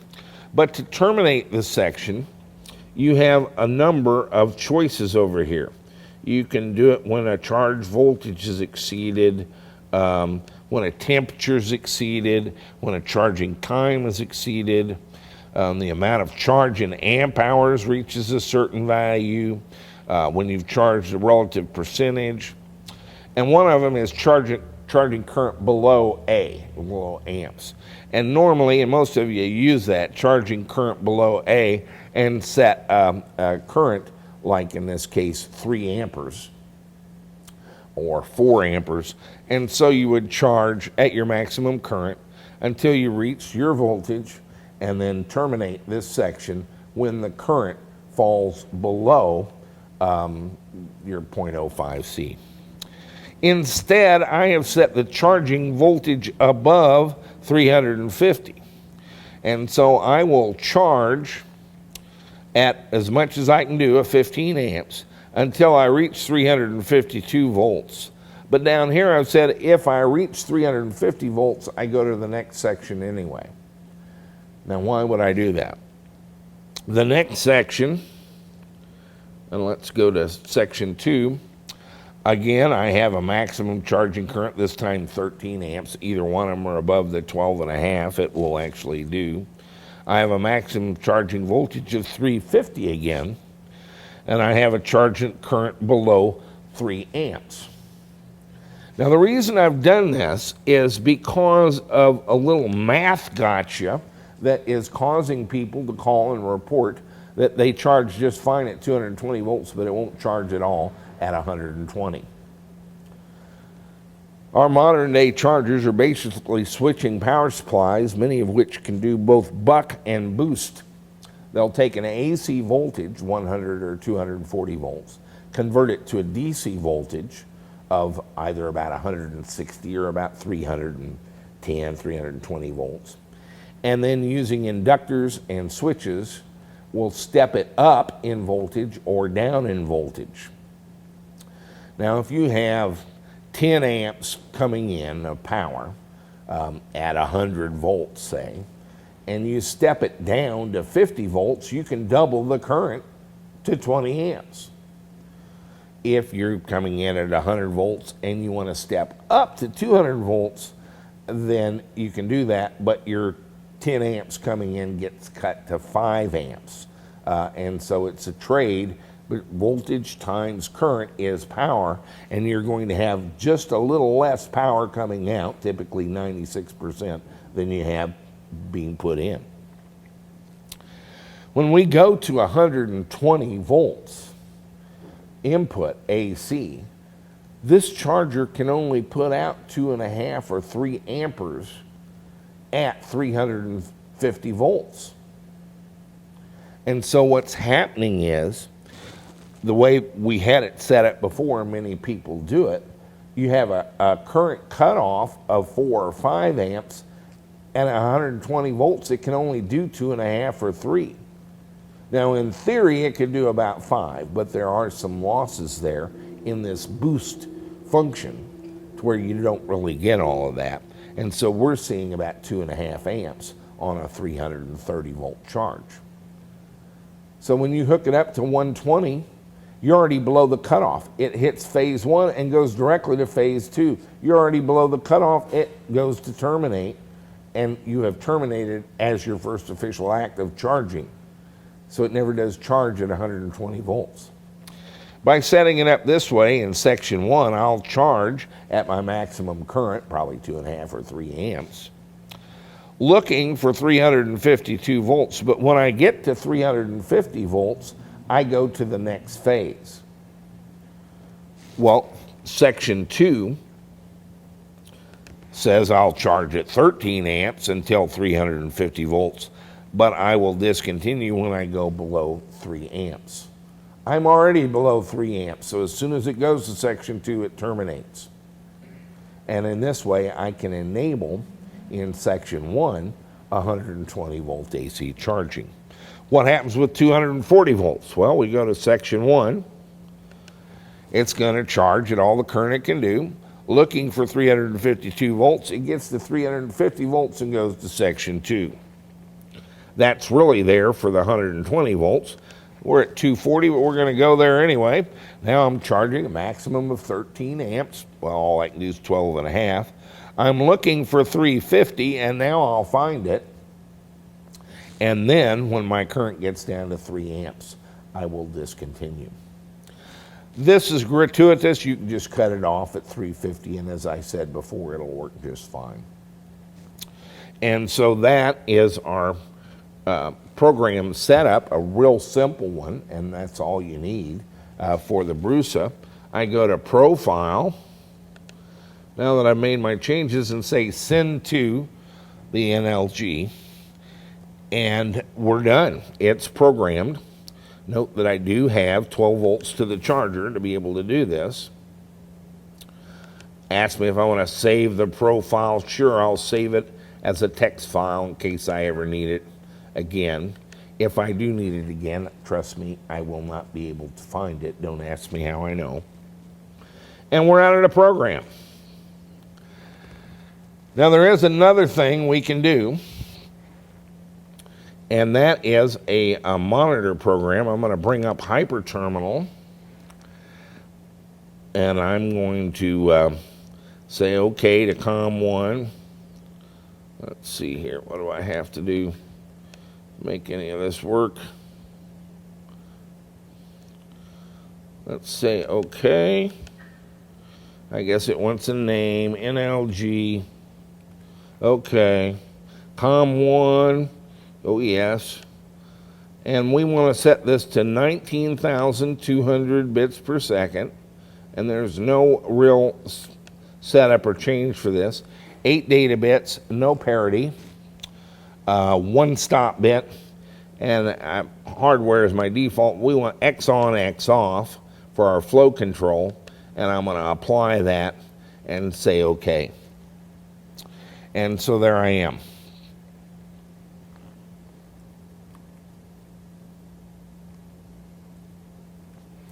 I type in monitor, M-O-N-I-T-O-R, and that brings up the screen, and it tells me that my battery voltage limit is 352, and my actual is 333.4.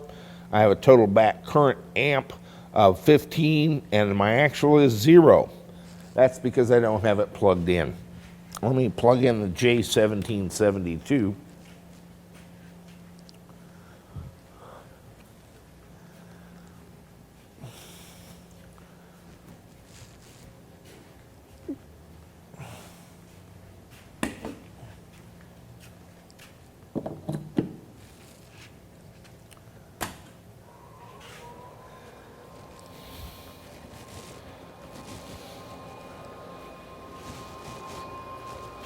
And I see on my Fire Chief gasoline pump that I'm putting out 3,519 watts AC.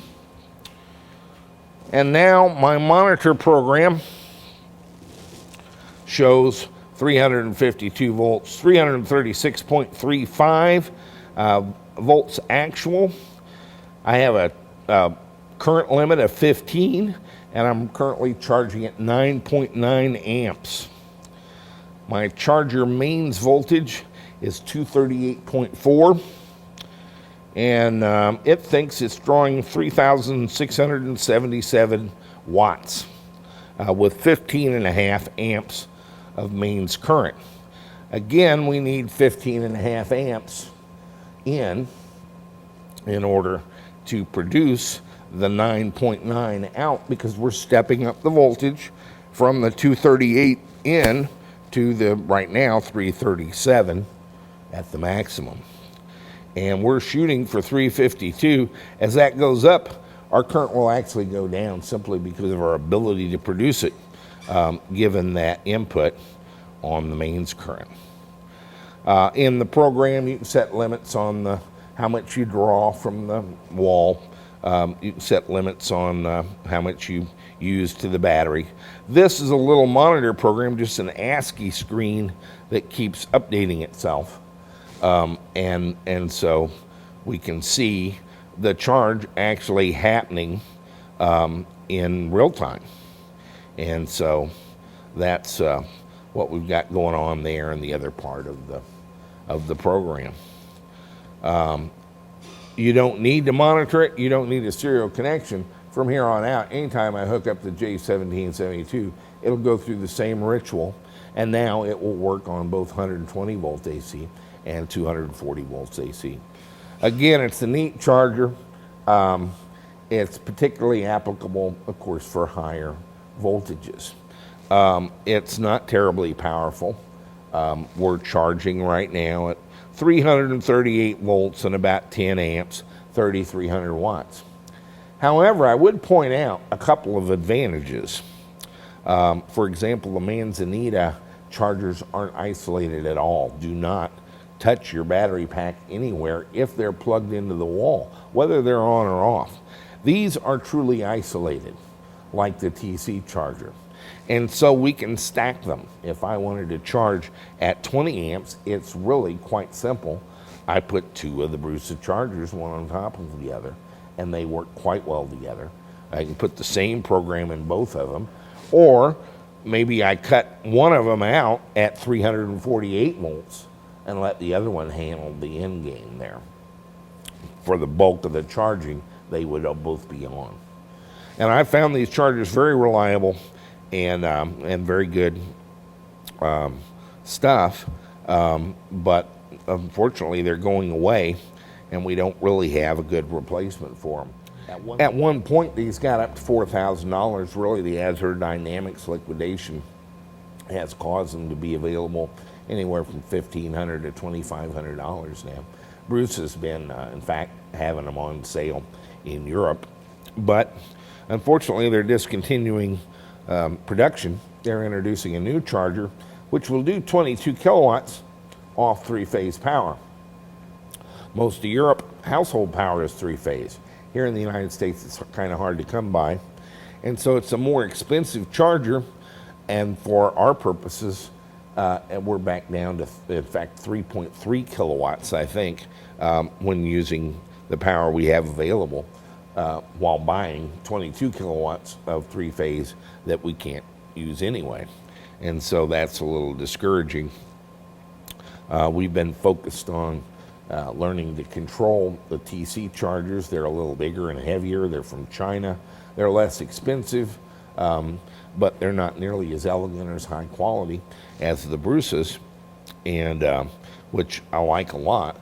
But this configuration process is quite gruesome, needlessly so, but it's kind of a legacy system. And so I thought I'd spend a few minutes explaining. You can drive yourself crazy trying to get that program to come up if you don't know that you come up, try twice, take it down and bring it back up and try again. And it works. The hyper terminal is the only trick there is you have to know to type in monitor, and it's at 19.2, and you can observe everything that's going on your charger and do a charge process there. Of course, we've got a JLD 404 in the thing. I can actually observe the current and the voltage with that when it's charging after I'm set up. But this is what you do to get set up with the charger. And so we're going to get our pack fully charged and start working off some very ordinary details of our fluid pumps and fans and cooling system and tail lights and brake lights. But the big next challenge is to get the latest software from Colin Kidder, put it in our very prototypey GevQ hardware, and see if we can get the wheels to spin. And stay with us. We're gonna keep on with that. I'm fairly confident that we'll have the vehicle at least rolling down the road in preliminary fashion by EVCON. And both Colin and Ed Clausen, who designed the hardware for the GevQ, will be here to do a full section on it. We're going to break that out into a birds of a feather. I think it's the key element first to enabling this very, very capable Siemens motor and DMOT controller, which at a quite reasonable price give us over 100 kilowatts of AC drivetrain. But more than that, I think it leads us into Michael Neuweiler's already adopting that same code for the BRUSA inverter. And I can see probably trying to do that for the Reinhardt inverter and maybe the Tritium inverter. There's several that operate on CAN bus control. And so we'll have a kind of a box to a feature box where you can add features to the way that your vehicle operates, and they will simply command the power electronics to do your bidding. And that's the objective of the generalized electric vehicle control unit.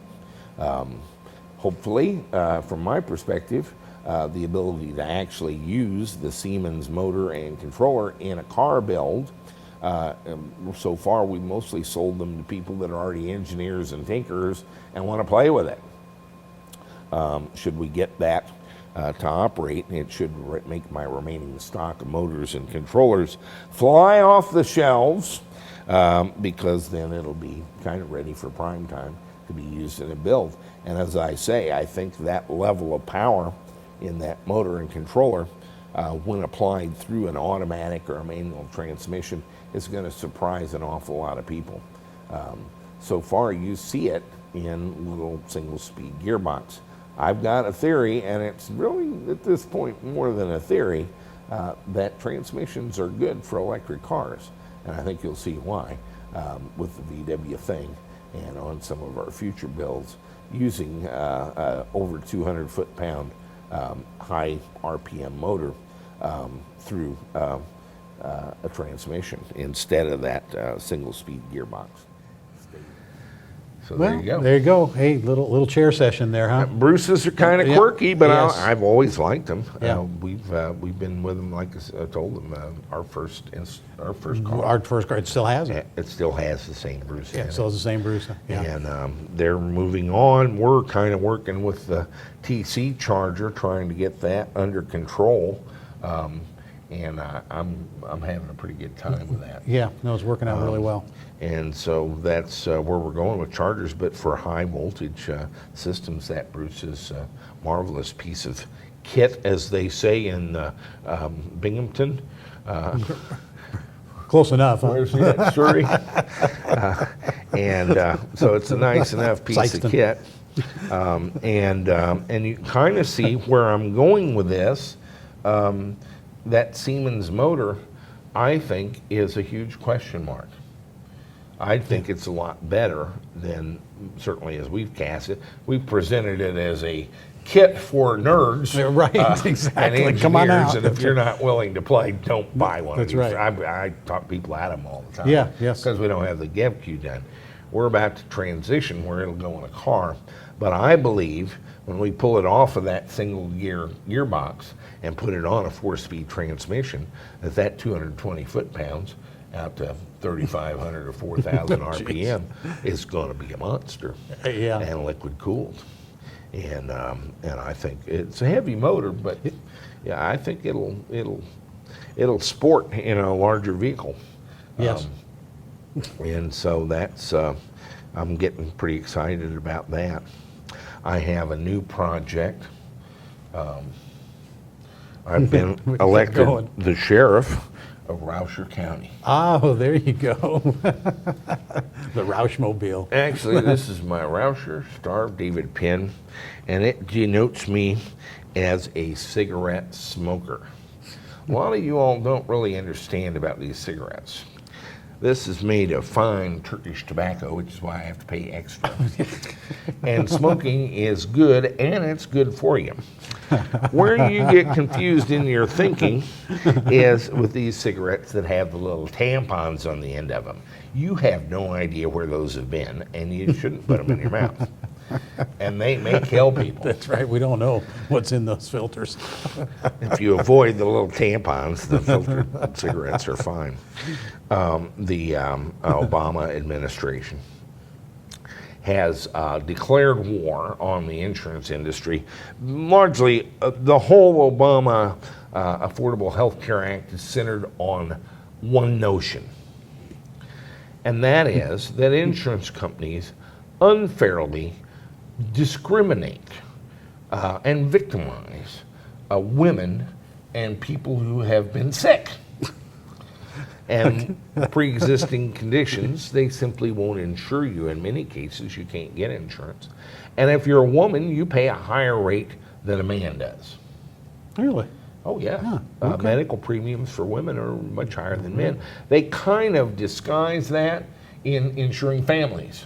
Oh, yeah. You just put the But whole if you're a gang single on there. guy and I'm a single woman, you will pay half the premium I do. Wow. Do you know why that is? Women have babies? Well, they do. But quite beyond that, they go to the doctor about 5 times more than men do. We just stay home. And so they charge more for the medical insurance.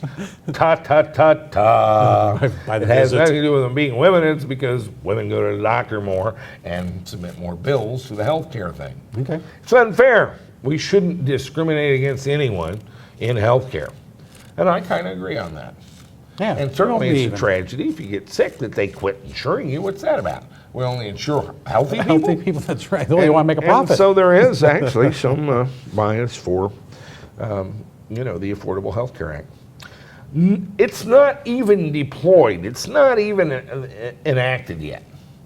Right, it doesn't start till what, next year or something? Well, I and guess, then yeah. they're going to Phase it in. Yeah. Well, now they're backing off of even Oh, okay, yeah. canceling the employer mandate. Now they're what the individual mandate put off, and a big wrangle.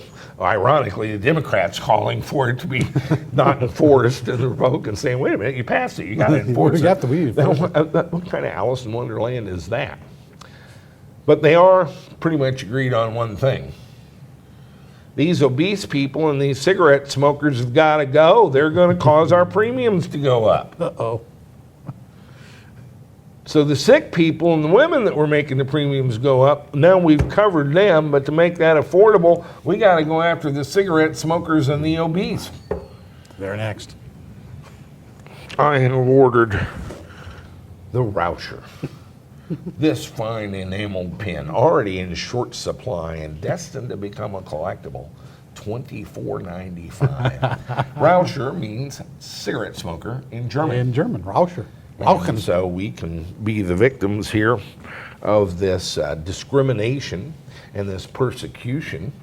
For those of you familiar with the historical references, and I put this up on the YouTube, and about half the people have no idea what I'm talking about. Didn't get it. They do not get the joke. The dumbing down of America is pretty much complete. But it doesn't matter if you smoke cigarettes, order your Rouser pen, because after the 1st of January 2014, all cigarette smokers will be required to, when in public, to wear a device identifying them as a tobacco user, so that other healthy people won't have to deal, or will be able to avoid them and not have to deal with secondhand smoke and clinging tobacco fumes and so forth. It's all terribly unhealthy. I actually heard a woman on TV say even the tobacco on their clothes can cause allergic reactions to sensitive people. And The you peanut don't argument. even actually have to smoke. And Boeing has banned the electronic cigarette that people are smoking to get their nicotine to quit smoking, because they can't tell the difference between that and a real cigarette, and they don't want to deal with the enforcement issues. So they have banned all smoking from the Boeing property and banned the electronic cigarette too. What are they going to do about the 787s that are always on fire? That's technically going to be a violation of company policy there on the lot. I'm not too sure what the penalties What are they gonna there do will with be, that one? but- That's right. But you can't even smoke an electronic cigarette at Boeing anymore. Oh, man. And I used to work at McDonnell Aircraft, which is now Boeing. Boeing, yeah. And so I am so happy not to be working for those people these days. Yes. But so no, they're persecuting smokers left and right as just a handy victim group, and it has nothing to do with the smoke. It's just to persecute them as people. You don't even have to smoke. That you have ever smoked clings to you like a cloud. And if you're smoking electronic cigarettes, that's almost the same. Almost the same. And to Boeing it is. So it's simply the persecution of the civil liberties, the personal liberties of a group that's still 25% of the population here in the United States. And large around the world. I protest. But after the 1st of January, you have to wear this device designating yourself as a smoker. I would note that the Rouser pin exploits a loophole in the law. They didn't say you had to identify yourself in English. Hence the German. It's the German Rouser. And with the dumbing down of America, 90% of the population won't even know what that means, but you will have identified yourself as a smoker and be in full compliance with the Affordable Care Act. We're working on a follow-up model for the obese. All right. What would that be in German? Let me think. Plus a actually embroidered star, full size, not just the little the full-size Star of David embroidered tag, so you can be more clearly identified. From probably from even a longer distance. Right, Yeah. exactly. Okay. And I understand that it's not announced yet, but they are not entirely going to persecute smokers. There's some talk of a national roundup with trains to take them to this health spa. Oh, That's okay. supposed to be Wouldn't very that be nice? deluxe, and you're waited on hand and foot while you get well from cigarette smoke. Okay. They're going to send this train around, and everyone can simply ride Right on to there. the health spa. I'm looking forward to that little vacation. Huh? It sounds It lovely. It must be great, and for me, from the Obama administration. So, looking forward to my health trip on the health spa trip on the smoker train. Don't say you never got And, anything, huh? So I'm wearing my There badge. you I'll go, be just there. in case. All right. Be first in line, huh? All right. That's right. So we actually have the pin in the web store. In the store. At $24.95. Supplies are limited. I had some made up, and when they're gone, I guess I'll reorder them, and then they'll be unlimited. That's right. But right now they're limited. That's right. They're limited. And so get your Rouser pin, which you can proudly wear in public, and people will know that you are a cigarette Rouser. And you heard it first here at EVTV. I ranted in the blog. You've been on a rant, huh? And maybe we'll do more on this next week. But I have a special surprise for you. After fighting battery management systems for 4 years, Yeah, we have. I'm going to surrender. We're going to do a battery management system. Wow. That's news. The Jack Rickard BMS. Huh? What irony would that be? Of course, it won't actually do anything, but Hey. hopefully it won't burn anything That's down. right. Check the Won't do any blog damage. for details of that project as it comes together. Jeff Southern's going to help me, and we're actually going to do a JevQ-like attack on battery management, to where you can claim to have a battery management system without actually burning anything to the ground. Oh, there you go. Wouldn't that be More to novel? come. Stay with us. We'll be here again next week. See you then.